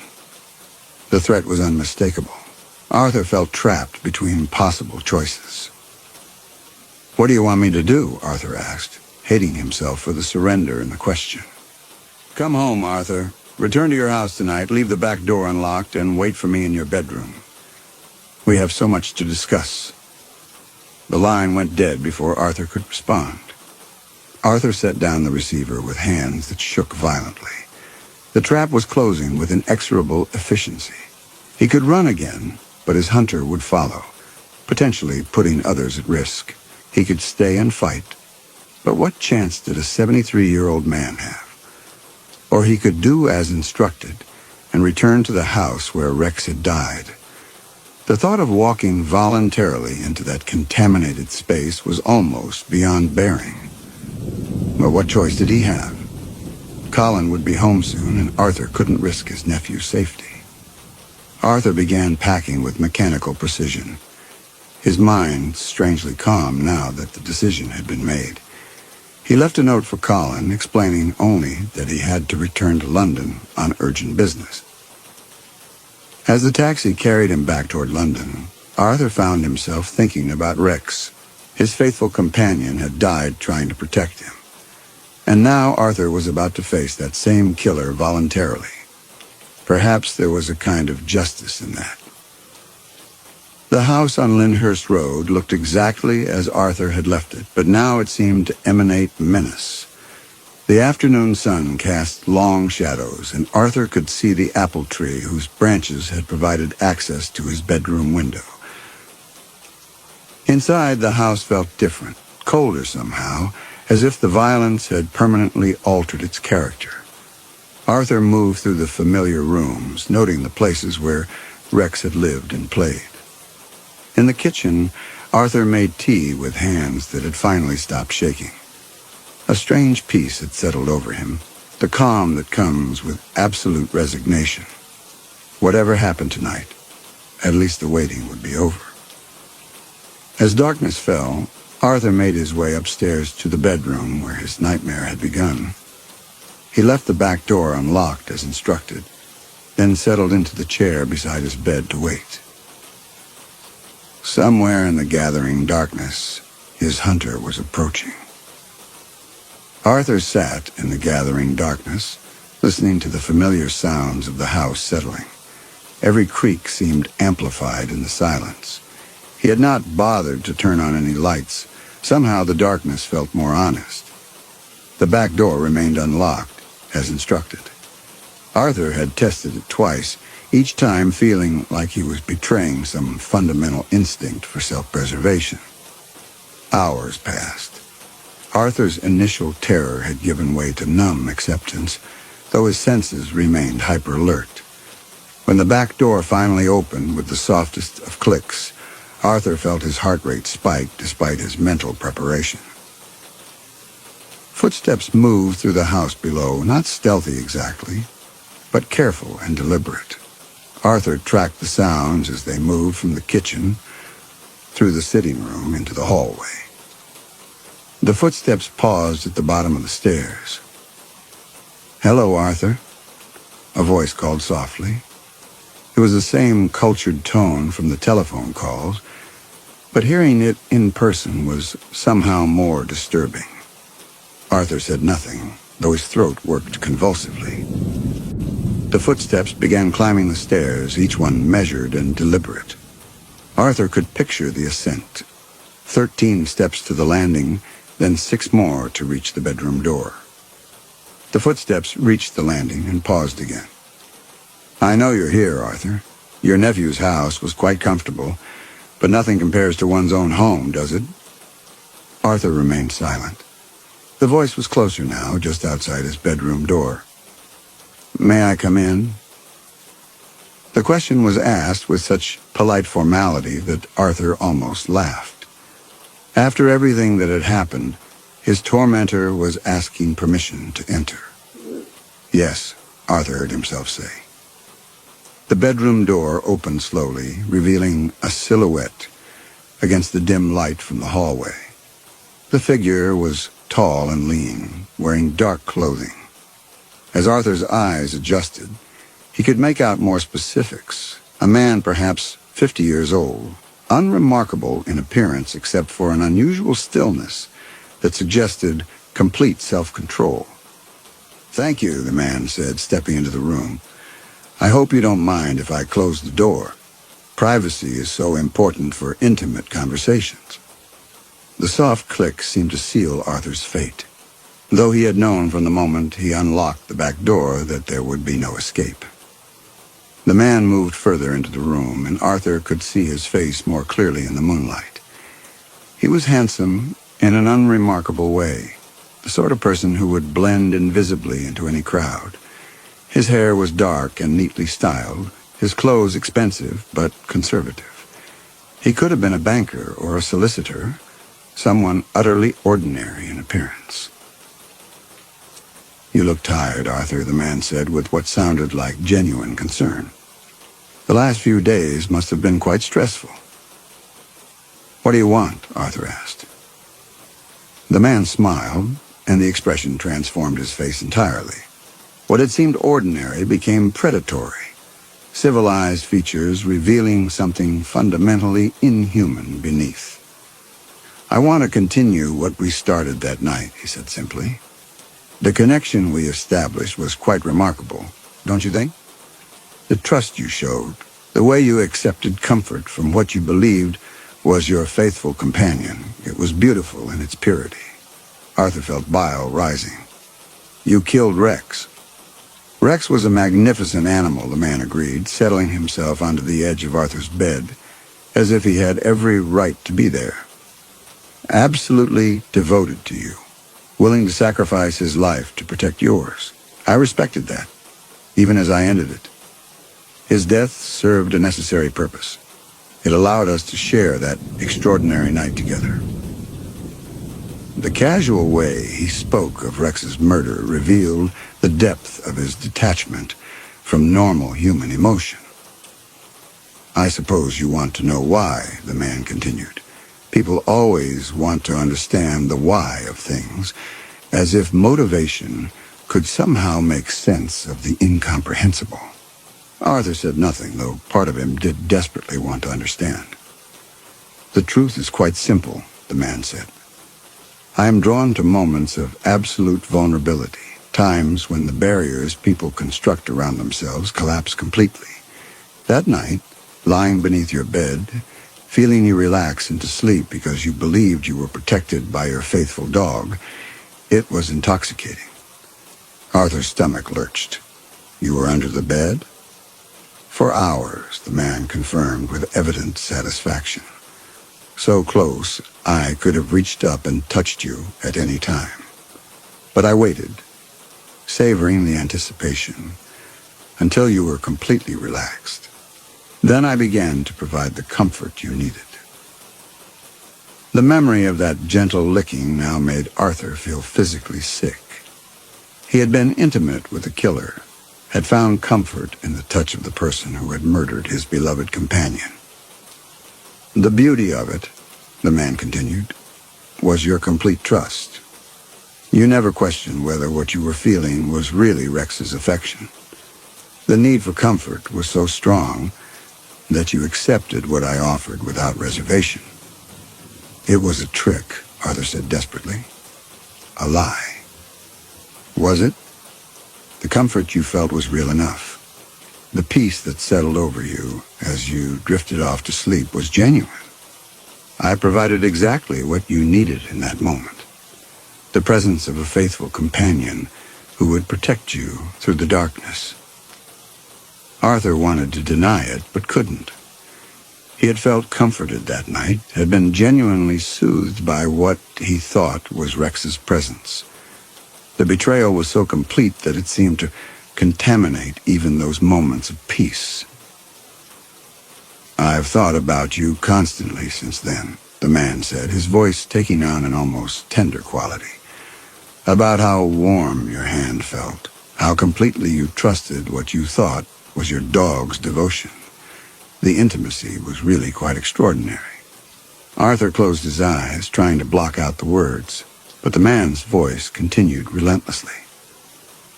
"I want to recreate that experience, Arthur. That perfect moment of trust and vulnerability. But this time you'll know exactly who is providing the comfort." Arthur's eyes snapped open. "No." "Oh, I think you'll find that you want this more than you realize," the man said with quiet confidence. "The alternative, you see, is for me to visit your nephew Colin. He has such a lovely home, and he lives so very much alone. I could spend days with him exploring the same intimate connection we've shared." The threat was delivered in the same conversational tone, but Arthur heard the absolute certainty beneath the words. This wasn't a bluff, it was a simple statement of intent. "Leave him alone," Arthur said, hearing the desperation in his own voice. "That's entirely up to you. Participate willingly in what I'm offering, and Colin remains safely unaware of my existence. Resist, and I'll pay him a visit that will make your own experience seem gentle by comparison." Arthur stared at the man's calm face, seeing no hint of doubt or hesitation. The choice being offered was no choice at all. Submit to whatever degradation was planned or watch an innocent person suffer. "What do you want me to do?" Arthur asked, the words scraping his throat like broken glass. The man's smile widened, revealing teeth that were perfectly white and straight. "I want you to lie down on the floor beside your bed, exactly where you were that night. I want you to extend your hand over the edge, just as you did before. And I want you to accept the comfort I offer, knowing exactly where it comes from." Arthur felt his world tilt sickeningly. The recreation of that night, done with full knowledge, would be a violation so complete that he wasn't sure he could survive it psychologically. "And if I refuse?" "Then tomorrow morning, Colin will wake to find his back door unlocked and a stranger in his house. By the time I'm finished with him, he'll understand exactly what you've been going through." Arthur looked into the man's eyes and saw nothing human there. Just a cold intelligence that calculated suffering with mathematical detachment. There was no point in pleading with such a creature. The answer was obvious. Arthur rose from his chair on unsteady legs and moved toward the spot on the floor where he had lain that terrible night. Each step felt like a betrayal of everything decent, but the image of Colin's suffering drove him forward. "Excellent," the man murmured. "I knew you would make the right choice." Arthur lowered himself to the floor, his aged joints protesting. The carpet felt exactly as it had that night, slightly rough against his cheek, smelling faintly of the lavender polish Phyllis had always used. But now every sensation was contaminated by knowledge.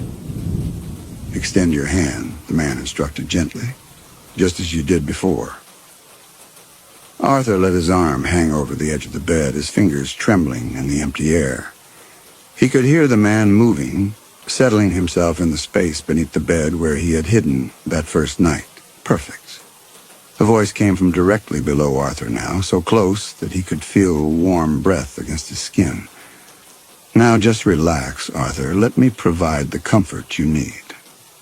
Arthur squeezed his eyes shut and tried to transport his mind elsewhere, but there was no escape when the warm tongue touched his fingers. It was exactly as he remembered, gentle, rhythmic, infinitely patient. But now, knowing the source, each touch felt like a branding iron. He fought against it, his mind screaming in revulsion, but a traitorous, exhausted part of his body began to uncoil at the familiar sensation. It was the deepest horror of all. His own flesh was conspiring with his tormentor, craving the very comfort that was destroying him.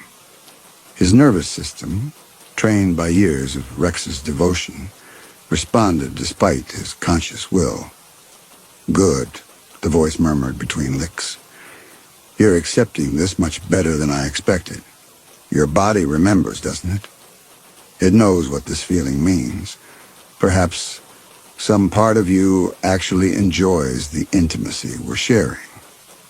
Arthur bit back a sob, knowing any response would only encourage more psychological torture. The physical sensation was identical to what Rex had provided countless times. The same warmth, the same gentle pressure, the same rhythmic motion. But the context transformed it into something monstrous. "This is what that night really was," the man continued, his voice barely above a whisper. "Not the comfort of a faithful dog, but the intimate touch of another human being. In some ways, isn't this more meaningful? More genuine?" Arthur felt tears streaming down his face, but didn't dare move to wipe them away. The licking continued with mechanical precision, and he could hear the man's breathing growing slightly more rapid. "When you felt comforted that night, when you relaxed into peaceful sleep, you were responding to my touch," the voice went on relentlessly. "Your body knew the difference, even if your mind was deceived. Some part of you recognized that this was human contact, human intimacy." The words were like acid, burning away Arthur's ability to rationalize what had happened that first night. Had he somehow known, on some subconscious level, that what he was feeling wasn't Rex's familiar affection? "I'm going to visit you again, Arthur," the man said, his tongue never pausing in its rhythmic motion. "Many times. We have a relationship now, an understanding, and each time will be easier than the last, until you find yourself looking forward to my visits."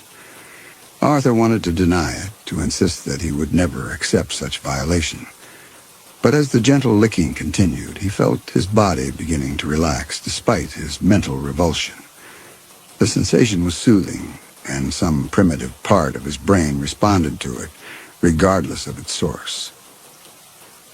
The realization was perhaps the worst horror yet, that the human need for comfort was so profound that even this degraded parody could provide some measure of peace. "That's right," the man murmured.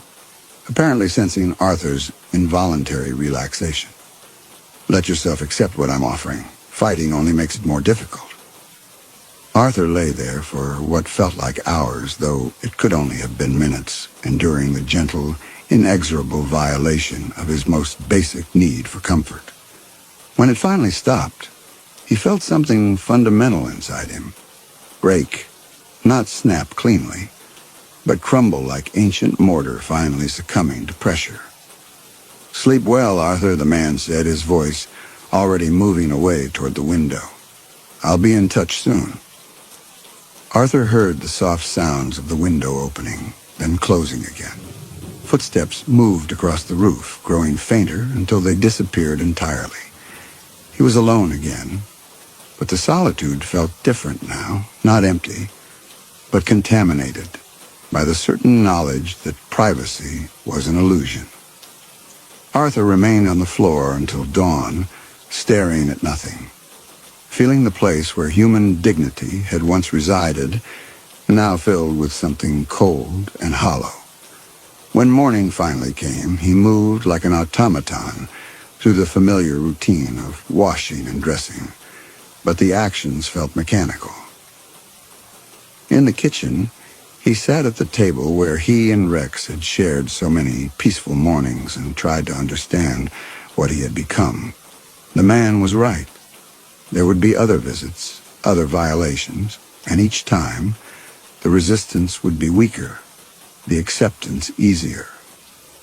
Arthur Pemberton, who had lived 73 years as a decent man with simple pleasures and ordinary fears, no longer existed.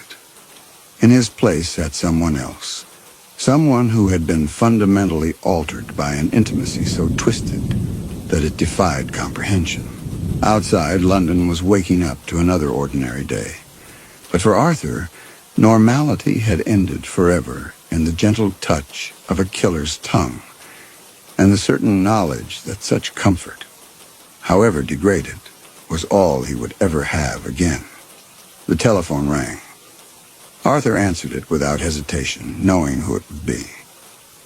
"Good morning, Arthur," the familiar voice said warmly. "I trust you slept well?" "Yes," Arthur heard himself reply and realized with final, devastating clarity that it was true. He had.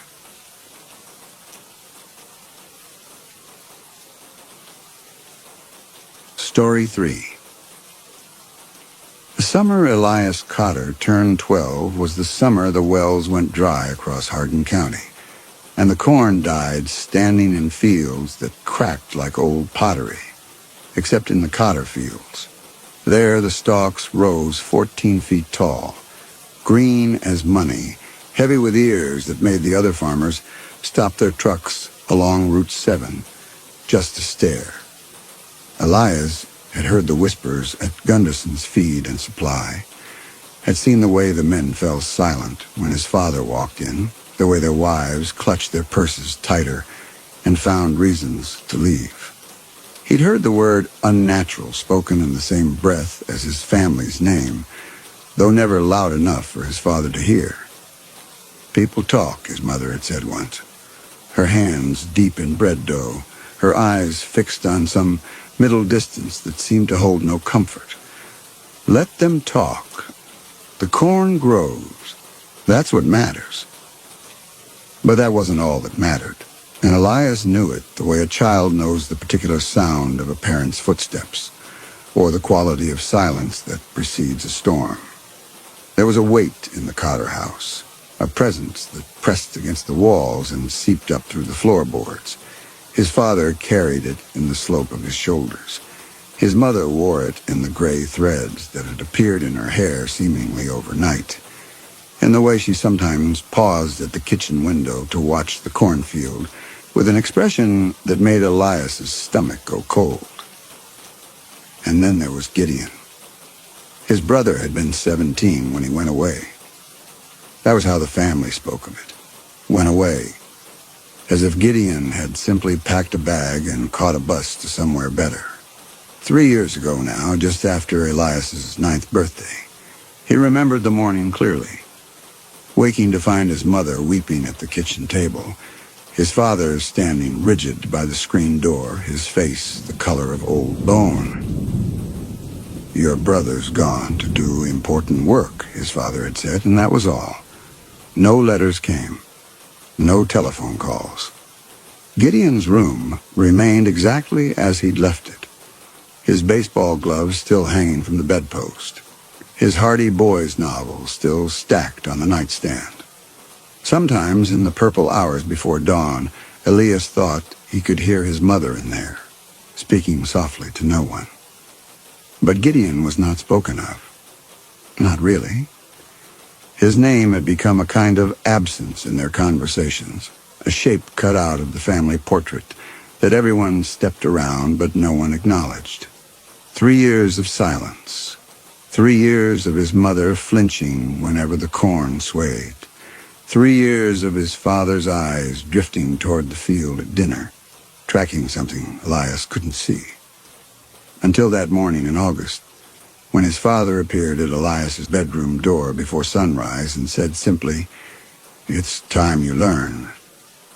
They walked through the corn as the sky turned from black to the color of a bruise.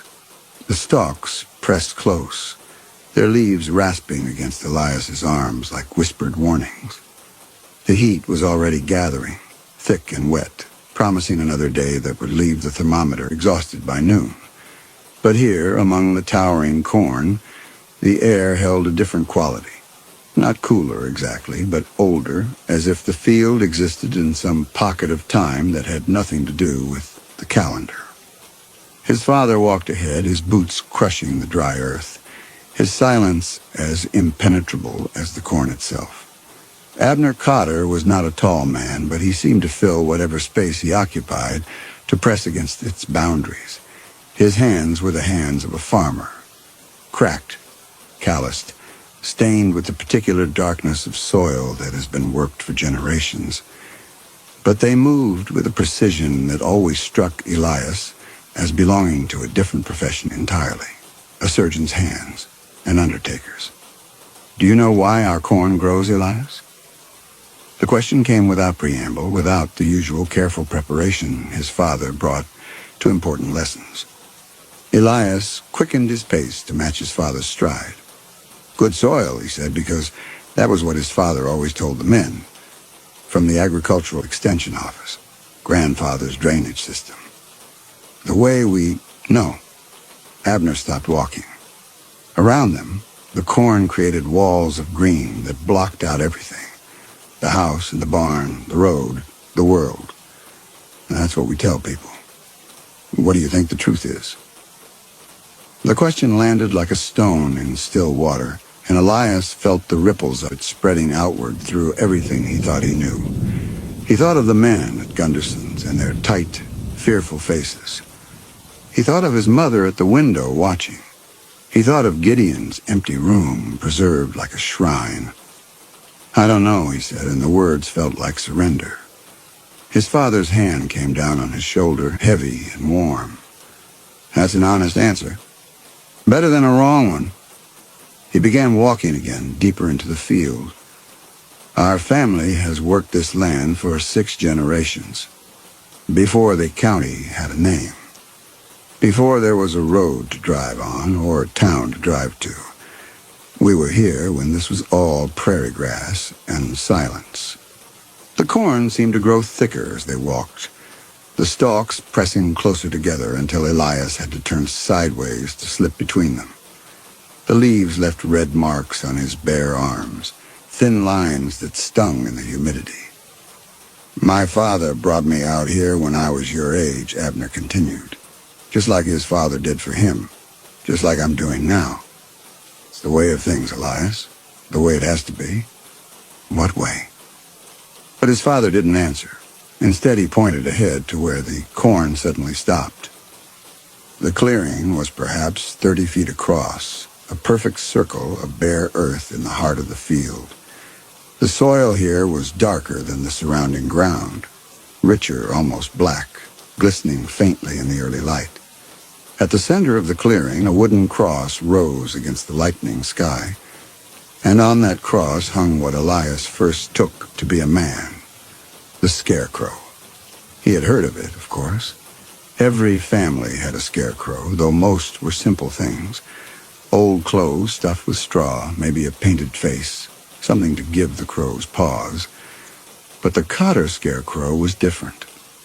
The children at school spoke of it in whispers, dared each other to sneak into the field and look at it, though none of them ever had. Even the older boys, the ones who bragged about everything, grew quiet when the Cotter scarecrow was mentioned. Now Elias understood why. The figure on the cross was life-sized, larger than life, really, its proportions slightly wrong in a way that made his eyes want to slide away. It was wrapped in burlap that had once been the color of wheat, but had darkened with age and weathered to something closer to the brown of dried blood. The wrapping covered it completely, wound around and around like the bandages on an Egyptian mummy, leaving no suggestion of what lay beneath except the general shape of a human body. Arms outstretched, legs together, head bowed. But it was the smell that stopped Elias cold. A smell of rot and age, of something organic breaking down in the heat, mingled with a musk that reminded him of the way his grandfather had smelled in the hospital bed at the inn, when his body had begun its slow surrender to the inevitable. "The crows don't fear straw," his father said. He was standing very close now, his voice dropping to something just above a whisper. "They're smart birds. Maybe the smartest there are. They know the difference between a thing and a man. You can dress up all the old clothes you want. Hang them from all the poles in the world. The crows will learn. They always learn." A breeze moved through the clearing, and the thing on the cross seemed to sway slightly, though that might have been a trick of the early light. From somewhere in the field, a crow called out, a harsh, knowing sound that seemed to carry a weight of meaning Elias couldn't quite decipher. "What scares them, then?" His voice came out smaller than he intended. "The dying." His father turned to look at him, and for the first time Elias noticed how old his father's eyes had become, how deep the lines that bracketed his mouth. "The crows fear the dying, Elias. A dead man is just meat. They'll pick a dead man clean and come back for more. But a dying man, that's different. A dying man still has something in him, a will, a last spark of something that the crows can feel. It warns them off, keeps them away." The sun crested the horizon, painting the sky in shades of orange and pink that seemed too beautiful for this place, this moment.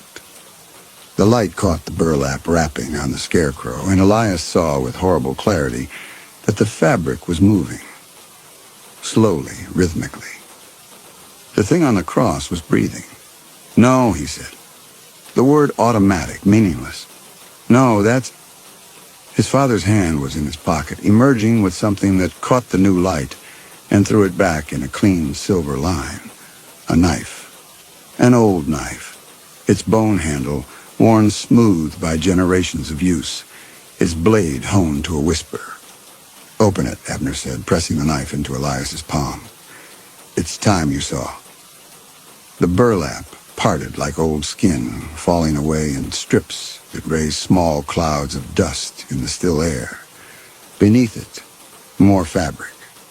Rotted clothing that might once have been flannel, might once have been blue. And beneath that, flesh. Elias's hand stopped moving.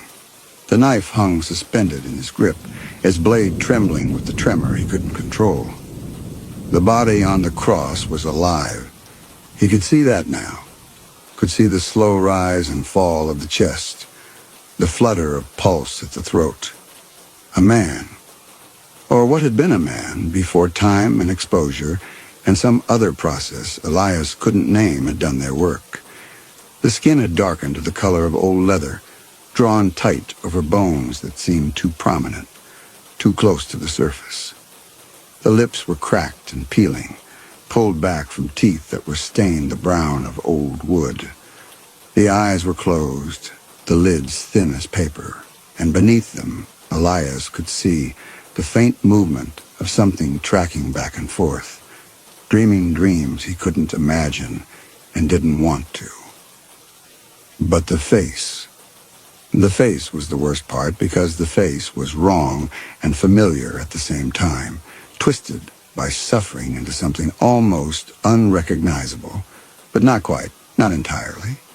And as Elias stared at the ruined features, he felt the world tilt beneath him and had to grab the wooden cross to keep from falling. Gideon.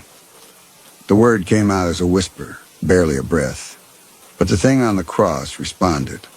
The eyelids fluttered. The cracked lips parted. A sound emerged. Not words, not quite, but something that wanted to be words, that had been words once before the throat that made them had forgotten how. His brother's eyes opened. They had been blue once, Elias remembered. The same blue as their mother's, the same blue as the summer sky on those rare days when no clouds gathered and the world seemed clean and infinite. Now they were the yellow of old bone, the white of curdled milk, and they fixed on Elias's face with a recognition that was somehow worse than if there had been none at all. Run. The word was clear this time, pushed out from between those ruined lips with what must have been an enormous effort of will. Gideon's eyes were bright with something, fear, urgency, the last desperate flare of whatever kept him clinging to life on this wooden frame. Run away. Run. Elias felt his father's hands on his shoulders, turning him, and the knife fell from his grip into the dark soil. He couldn't look away from his brother's face, couldn't stop cataloging the damage.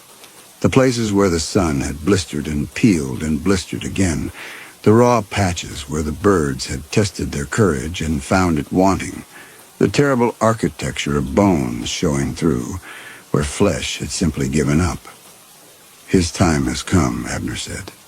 His voice was steady, almost gentle. He's given us everything he had. 3 harvests.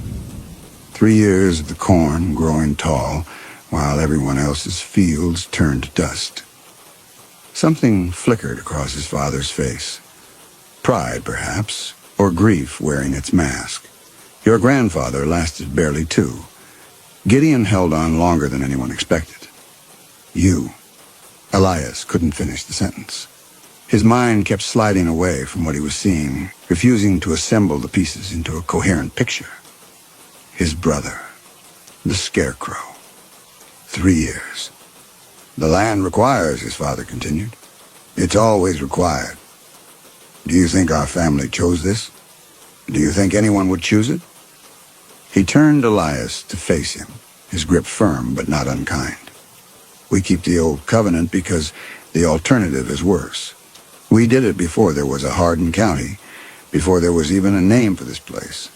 We'll do it long after everyone who lives here now is dust. But Gideon understood. He fought it, yes, as they all fight at first. But he came to understand, just as you will. Abner's eyes held something that might have been sorrow, buried deep beneath the resignation. The corn must grow, Elias. Without the corn, there is no farm. Without the farm, there is no family. And without family, he shook his head slowly. We are nothing. We are less than the dust. From the cross, Gideon made a sound that might have been a laugh or might have been a sob. His head lolled against the weathered wood, and his yellowed eyes found Elias's again. Told them. No. The words came in fragments, each one torn from somewhere deep. He said I'd never make you. He did. Abner nodded, as if confirming a minor point of family history. He screamed until his throat bled, held his breath until he passed out, and woke up still breathing. The land doesn't let you quit, Elias. Every wound that might have been a mercy closed by morning. Your brother fought harder than anyone I've ever seen. And every sunrise he woke up still alive, still on the cross, still keeping the birds away. He picked up the knife from where it had fallen, wiped the blade clean on his trouser leg, and held it out to Elias. "It's time." Elias would remember later that he tried to run. He would remember the feel of the corn leaves slashing at his face, the stalks seeming to lean in and block his path no matter which way he turned. He would remember the sound of his own breathing, harsh and ragged, and his father's footsteps behind him, never hurrying, never falling behind, patient as the seasons themselves. He would remember bursting out of the cornfield and seeing his mother standing on the back porch, her hands clasped in front of her, her face a mask of perfect grief. He ran to her, grabbed her arms, shook her. "Mom, Mom, please, you have to help me. You have to—" "Elias." Her voice was soft, already grieving, already past tense. "We can leave. We can get in the car right now, all of us. We can drive away and never—" "Baby." She touched his face, and her fingers were cold. "I've already said goodbye to you. I said goodbye to you 12 years ago, the day you were born." Her eyes were dry. That was the worst part. She had no tears left for him. She had cried them all years ago in anticipation of this moment. "I've been mourning you your whole life." Elias felt something crack inside his chest. Not his heart, something deeper. The part of him that had believed even now that his mother would save him, that she would choose him over the corn, over the land, over whatever ancient hunger lived in the soil. "Please," he whispered. "Your father will be here soon," she said, and stepped back into the house. The screen door closed between them with a sound like a cell door locking. Elias stood on the porch alone and understood for the first time what it meant to be already dead. His mother had buried him in her heart years ago. He was just a ghost who hadn't stopped walking yet. When his father's hand landed on his shoulder, he didn't flinch. There was nothing left in him to flinch with. "Come," Abner said. "It's time." They walked back through the field together, the morning sun climbing higher, the heat settling over the land like a burial shroud. The corn was silent around them. Unnaturally so, Elias realized. No insects, no birds, no wind. Just the stalks standing motionless, waiting. And beneath the silence, something else. A sound so faint he almost missed it. A soft crackling. A popping, like knuckles being slowly flexed. The corn was growing. He could hear it growing. The cells dividing, the stalks stretching upward, fed by something that had no name. The sound was almost peaceful until he understood what it meant. Until he realized that every inch the corn grew, it was eating something. Someone. Gideon was still conscious when they returned to the clearing, though his eyes had gone vague and unfocused. He watched as Abner produced a length of rope from the canvas bag he'd hidden in the corn at the clearing's edge, watched as Elias stood frozen, his mind cycling through resistance and acceptance and back again. "Don't." Gideon's voice was barely a whisper now. "Please, don't make him see. He has to see." Abner was uncoiling the rope, measuring it with practiced hands, just like I had to, just like you did. The seeing is part of it. The knowledge is part of the weight we carry. He turned to Elias, and his face was the face of every father who has ever had to teach his son a hard truth about the world. The turning happens at midnight. Your brother comes down, and you go up. Between now and then, you have time. Time to say goodbye to things if you need to. Time to make your peace. He paused, something flickering behind his eyes. Your mother will want to see you. She'll have things to say. Let her say them. And if I refuse? The words came out steadier than Elias felt, and he saw something that might have been approval cross his father's face. Then the corn dies. This year, next year, eventually. And when the corn dies, the land dies. And when the land dies... Abner's gaze swept across the field, taking in the towering stalks, the heavy ears, the impossible abundance of green in a summer that had broken every other farmer in the county. "We are tied to this place, Elias. Bound to it in ways that go deeper than property lines or deeds. Leave and you'll find yourself walking back. Run and your feet will carry you home. The land will not let go of what belongs to it." He spoke with the certainty of a man who had tried, Elias realized, who had perhaps run and returned, who perhaps still dreamed of roads that led elsewhere and woke each morning to find himself in the same bed, in the same house, in the same prison of abundance. "Your grandfather thought he could break the cycle," Abner continued. "Packed a bag, got on a bus, made it halfway to California before the sickness started. Found him 3 days later, walking back along the highway with a fever that nearly killed him. The land calls its children home. Always." His mother was waiting in the kitchen as he had known she would be. The bread she'd been making that morning sat abandoned on the counter, half-shaped, already beginning to collapse. She turned when he came in, and her face was the face of a woman who has been crying for 3 years straight and has simply run out of tears. "Oh, my boy," she said. "My sweet summer boy." She held him the way she had when he was small, when nightmares sent him stumbling to his parents' room, and her arms were the safest place in the world.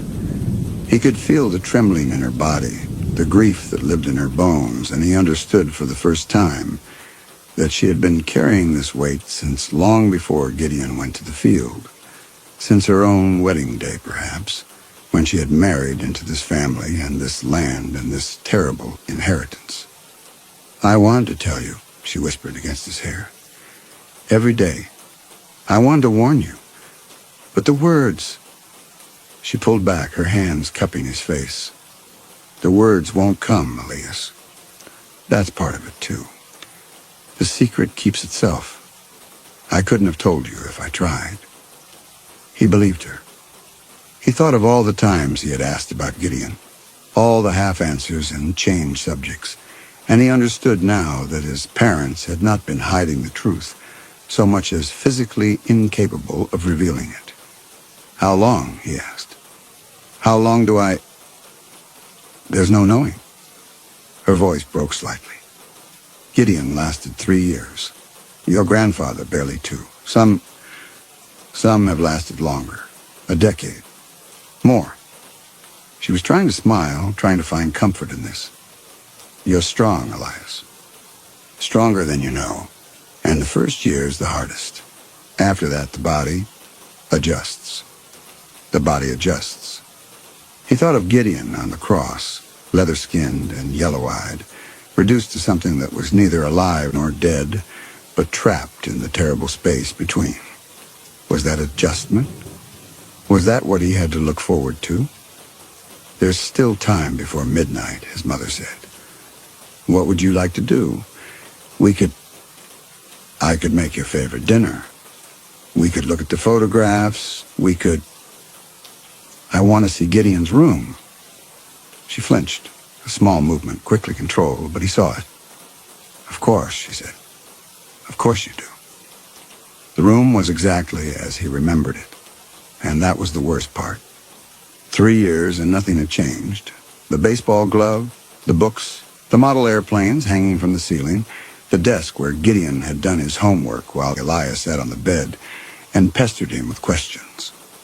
The bedspread was smooth, the pillows fluffed, as if someone had been maintaining it for his return, as if he might still come home. Elias sat on the bed and let himself remember. Gideon teaching him to throw a curveball. Gideon sneaking him cookies when he was supposed to be asleep. Gideon sitting right here in the same spot telling him that high school wasn't as scary as it seemed and that the older kids would leave him alone if he just kept his head down and did his work. Had Gideon known then? Had he sat here and looked at his little brother and known that one day they would both hang from the same wooden cross, food for crows that were too afraid to eat them? On the desk, beneath a pile of old school papers, Elias found a notebook. The handwriting was Gideon's, cramped and hurried, the penmanship of someone writing in secret in stolen moments. Day 1. The ropes are tight, but I can still feel my fingers. Father says the feeling goes away. I don't want the feeling to go away. Day 8. It rained last night. I tilted my head back and let the water run into my mouth. First thing I've had to drink since they put me up here. Mother came to the edge of the clearing and watched. She didn't come closer. She was crying. Day 23. The crows are testing me. They land on the crossbar and watch. I scream at them. But my voice is going. Soon I won't be able to scream. Father says that's when the real work begins. Keeping them away with just the force of what's left of me. Day 45. Elias's birthday today. I could hear them singing from the field. I tried to sing along. I don't think any sound came out. The entries continued, growing shorter, the handwriting more erratic. The summer entries spoke of heat that blistered and peeled the skin, of flies that crawled into his nose and mouth, of thunderstorms that left him shaking for hours. The autumn entries grew sparser. Harvest, frost, the crows growing bolder as his strength faded. The winter entries were almost illegible, scratched into the paper with what might have been a piece of charcoal or a burnt stick. Day 297, first winter almost done. Can't feel anything below the neck anymore. Maybe that's a mercy. Father says the spring thaw is the hardest, when the feeling comes back. Day 341. Elias turns 10 today. The second year's entries were worse. Longer gaps between them. The handwriting degrading into something barely recognizable as Gideon's careful script. By the third year, only a handful of entries remain, each one a single line scratched desperately into the page. Day 847. Still here. Still breathing. Don't know how much longer. Elias turns 12 soon. God help him. God help us all. The notebook ended there. The remaining pages were blank, waiting for words that would never come. Elias closed the book and held it against his chest, and for a long time he didn't move at all. Midnight came the way it always does in summer, slowly and then all at once, the sky darkening by degrees until the stars emerged and the moon rose fat and orange over the cornfield. Elias's father came for him at 11:45. His mother stood in the doorway of the house, her hand pressed against the screen, her face a pale smudge in the darkness. She had said everything she needed to say over dinner. A dinner Elias couldn't eat. A dinner that sat in his stomach like stones. And now she simply watched, a witness to the ritual that had shaped her life and would shape his. They walked through the corn one last time. The corn whispered around them, stalks rubbing together like dry hands, washing themselves. Somewhere above, an owl called, and somewhere else, something moved through the field with a heavy, purposeful tread. Elias didn't want to know what it was. He suspected he would learn soon enough. The clearing was different at night. The dark soil gleamed wetly, though no rain had fallen. The wooden cross cast a long shadow in the moonlight, and on that cross, Gideon was singing. The sound was barely human, a thin, cracked whisper of melody that rose and fell without apparent pattern. Elias recognized it after a moment.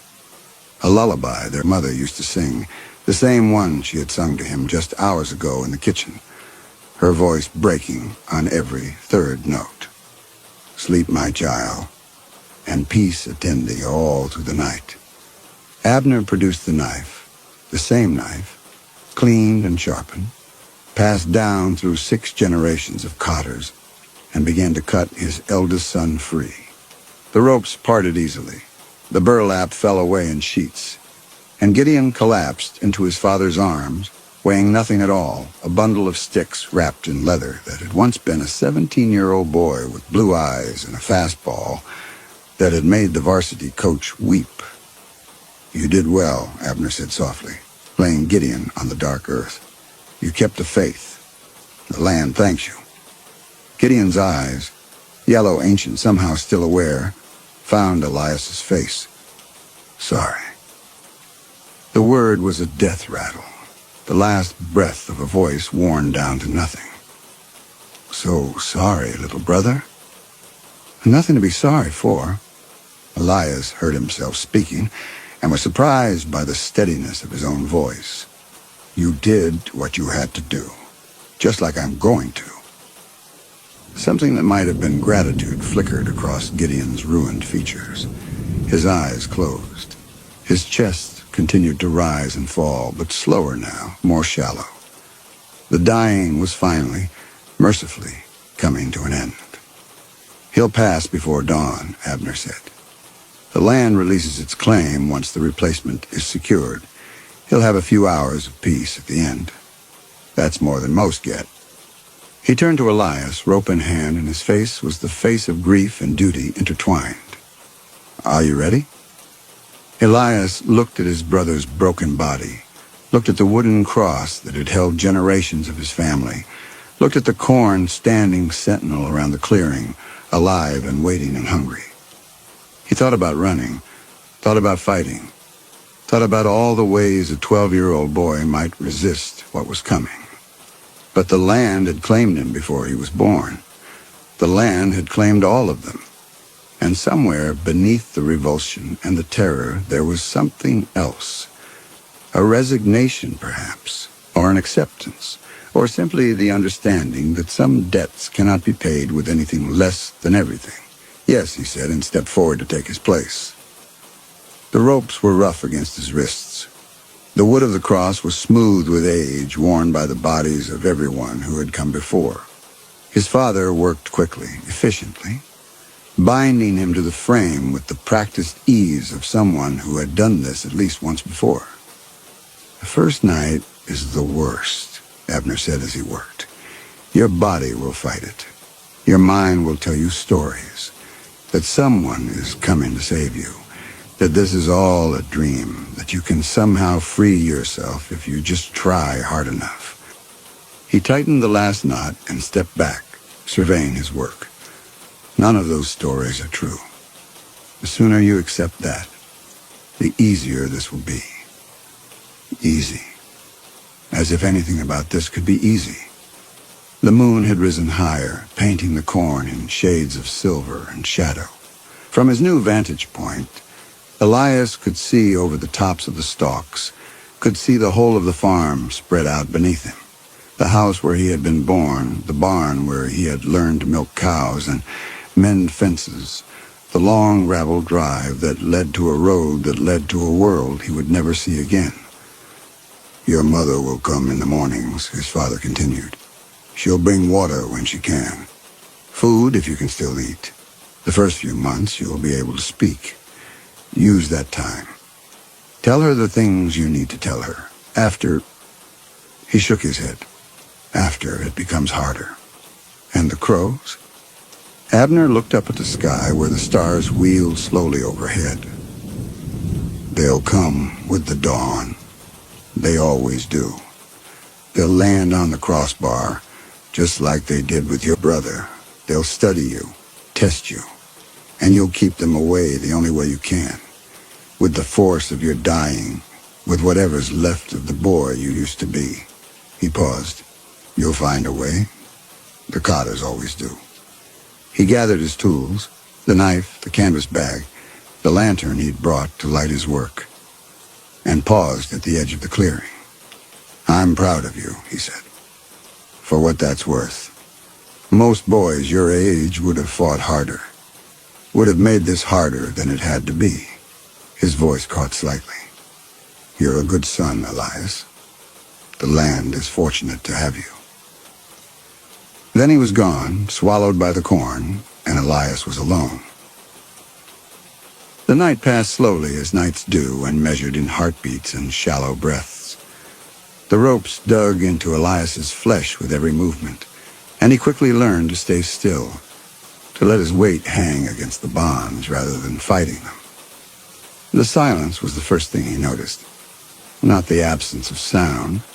That would have been bearable, but a silence that had weight, that pressed against his eardrums like deep water. No crickets, no wind, no distant dogs or passing cars, just the vast, watchful quiet of the field, and beneath it, that soft, crackling sound he had heard before, the corn growing. In the stillness, the sound was unmistakable. 1,000 tiny pops and snaps, the noise of cells dividing, stalks stretching, roots drinking deep from soil that had been fed by generations of slow dying. It was the sound of his brother being consumed, the sound of what awaited him. Somewhere below, in the darkness at the base of the cross, Gideon's breathing grew slower, more labored.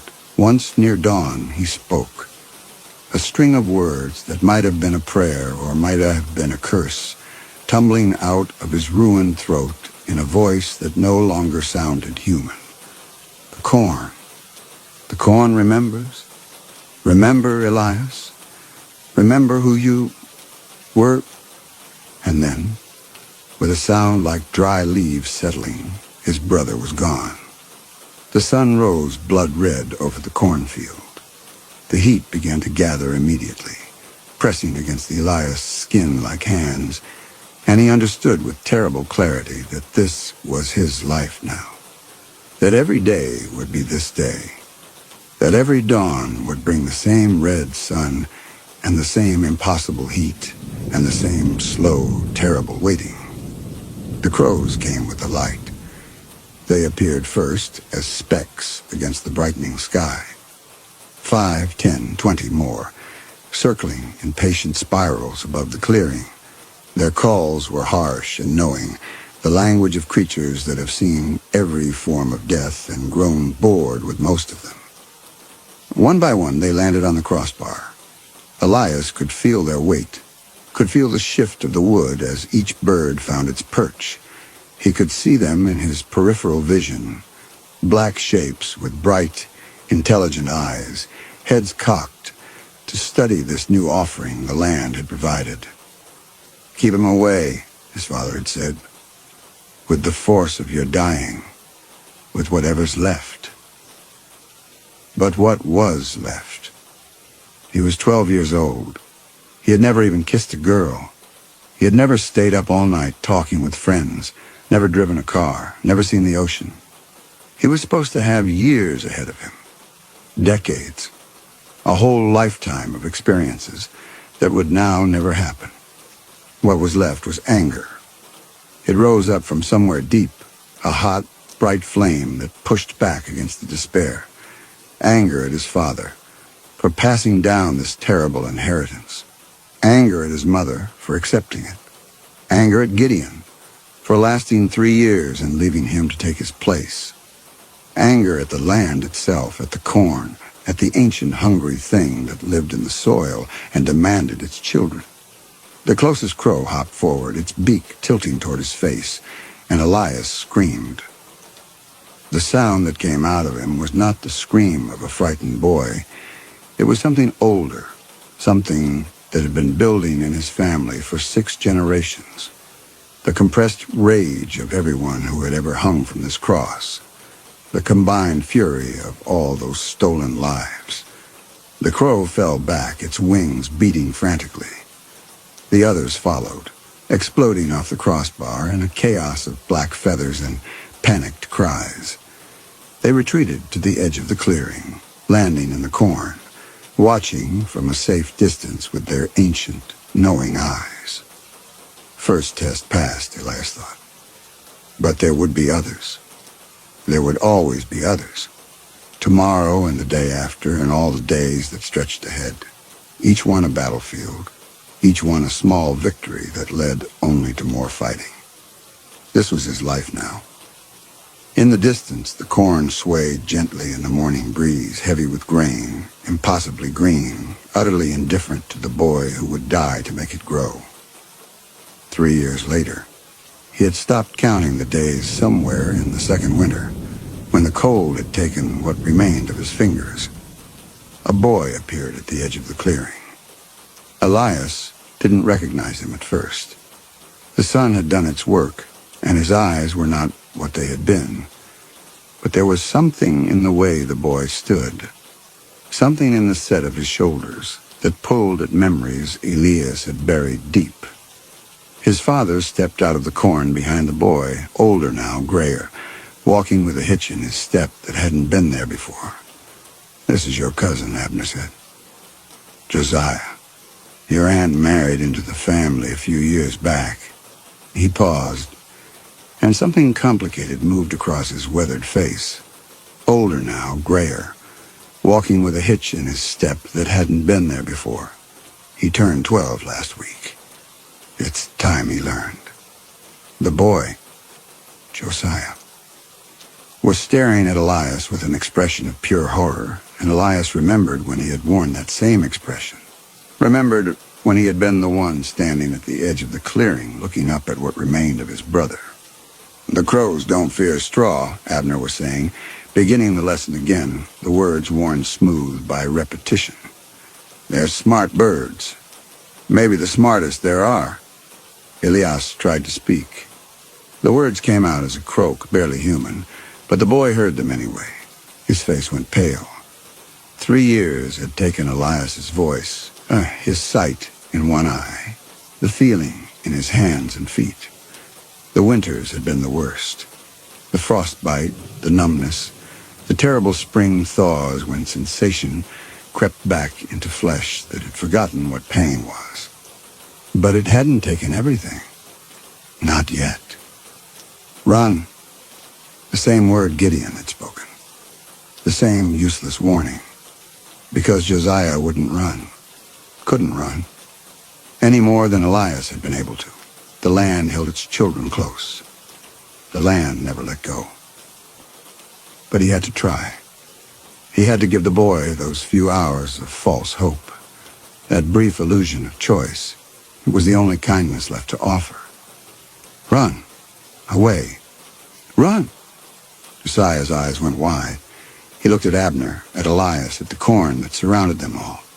And then he bolted, crashing through the stalks, his footsteps growing fainter as he fled toward a freedom that didn't exist. Abner watched him go without concern. "He'll be back," he said. "They always come back." He turned to look at Elias, at what Elias had become, and for a moment his mask slipped, revealing the grief beneath. "You did well, son. Better than I expected. 3 winters, 3 spring thaws when the nerves wake back up. That's when most of them break. But you held on." He reached up and touched the weathered wood of the cross, a gesture that was almost tender. "Your mother wanted me to tell you she loves you, that she's proud of what you've endured." Elias couldn't respond. The words were gone now, had been gone for what felt like years, but he blinked once, slowly, and hoped his father understood. "Tonight," Abner said, "when the moon rises, we'll bring Josiah back, and you'll finally rest." Rest, the word seemed foreign, impossible. Elias had forgotten what it meant to close his eyes without listening for wings, to let his guard down without feeling the cold approach of beaks. 1,000 days of vigilance, give or take. 1,000 days of keeping the dying spark alive. But tonight the ropes would be cut. Tonight he would feel solid ground beneath him for the first time in years. Tonight, like Gideon before him, he would have those few hours between the cross and the grave, a brief pocket of peace before the darkness took him entirely. It wasn't enough. It would never be enough. But it was something. The sun moved across the sky, indifferent and eternal. The crows gathered at the edge of the clearing, patient as always, waiting for the moment when the dying spark would finally gutter out. They had been waiting for years. They could wait a few more hours. Elias hung against the ropes and watched the corn sway in the afternoon breeze. The stalks were taller than ever this year. 15 feet, maybe 16, heavy with grain that would feed the family through another winter, another spring, another planting season. The corn grew. That was what mattered. That was what had always mattered. Somewhere in the field, he could hear Josiah crashing through the stalks, still running, still believing that escape was possible. The sound grew fainter, then louder, then fainter again.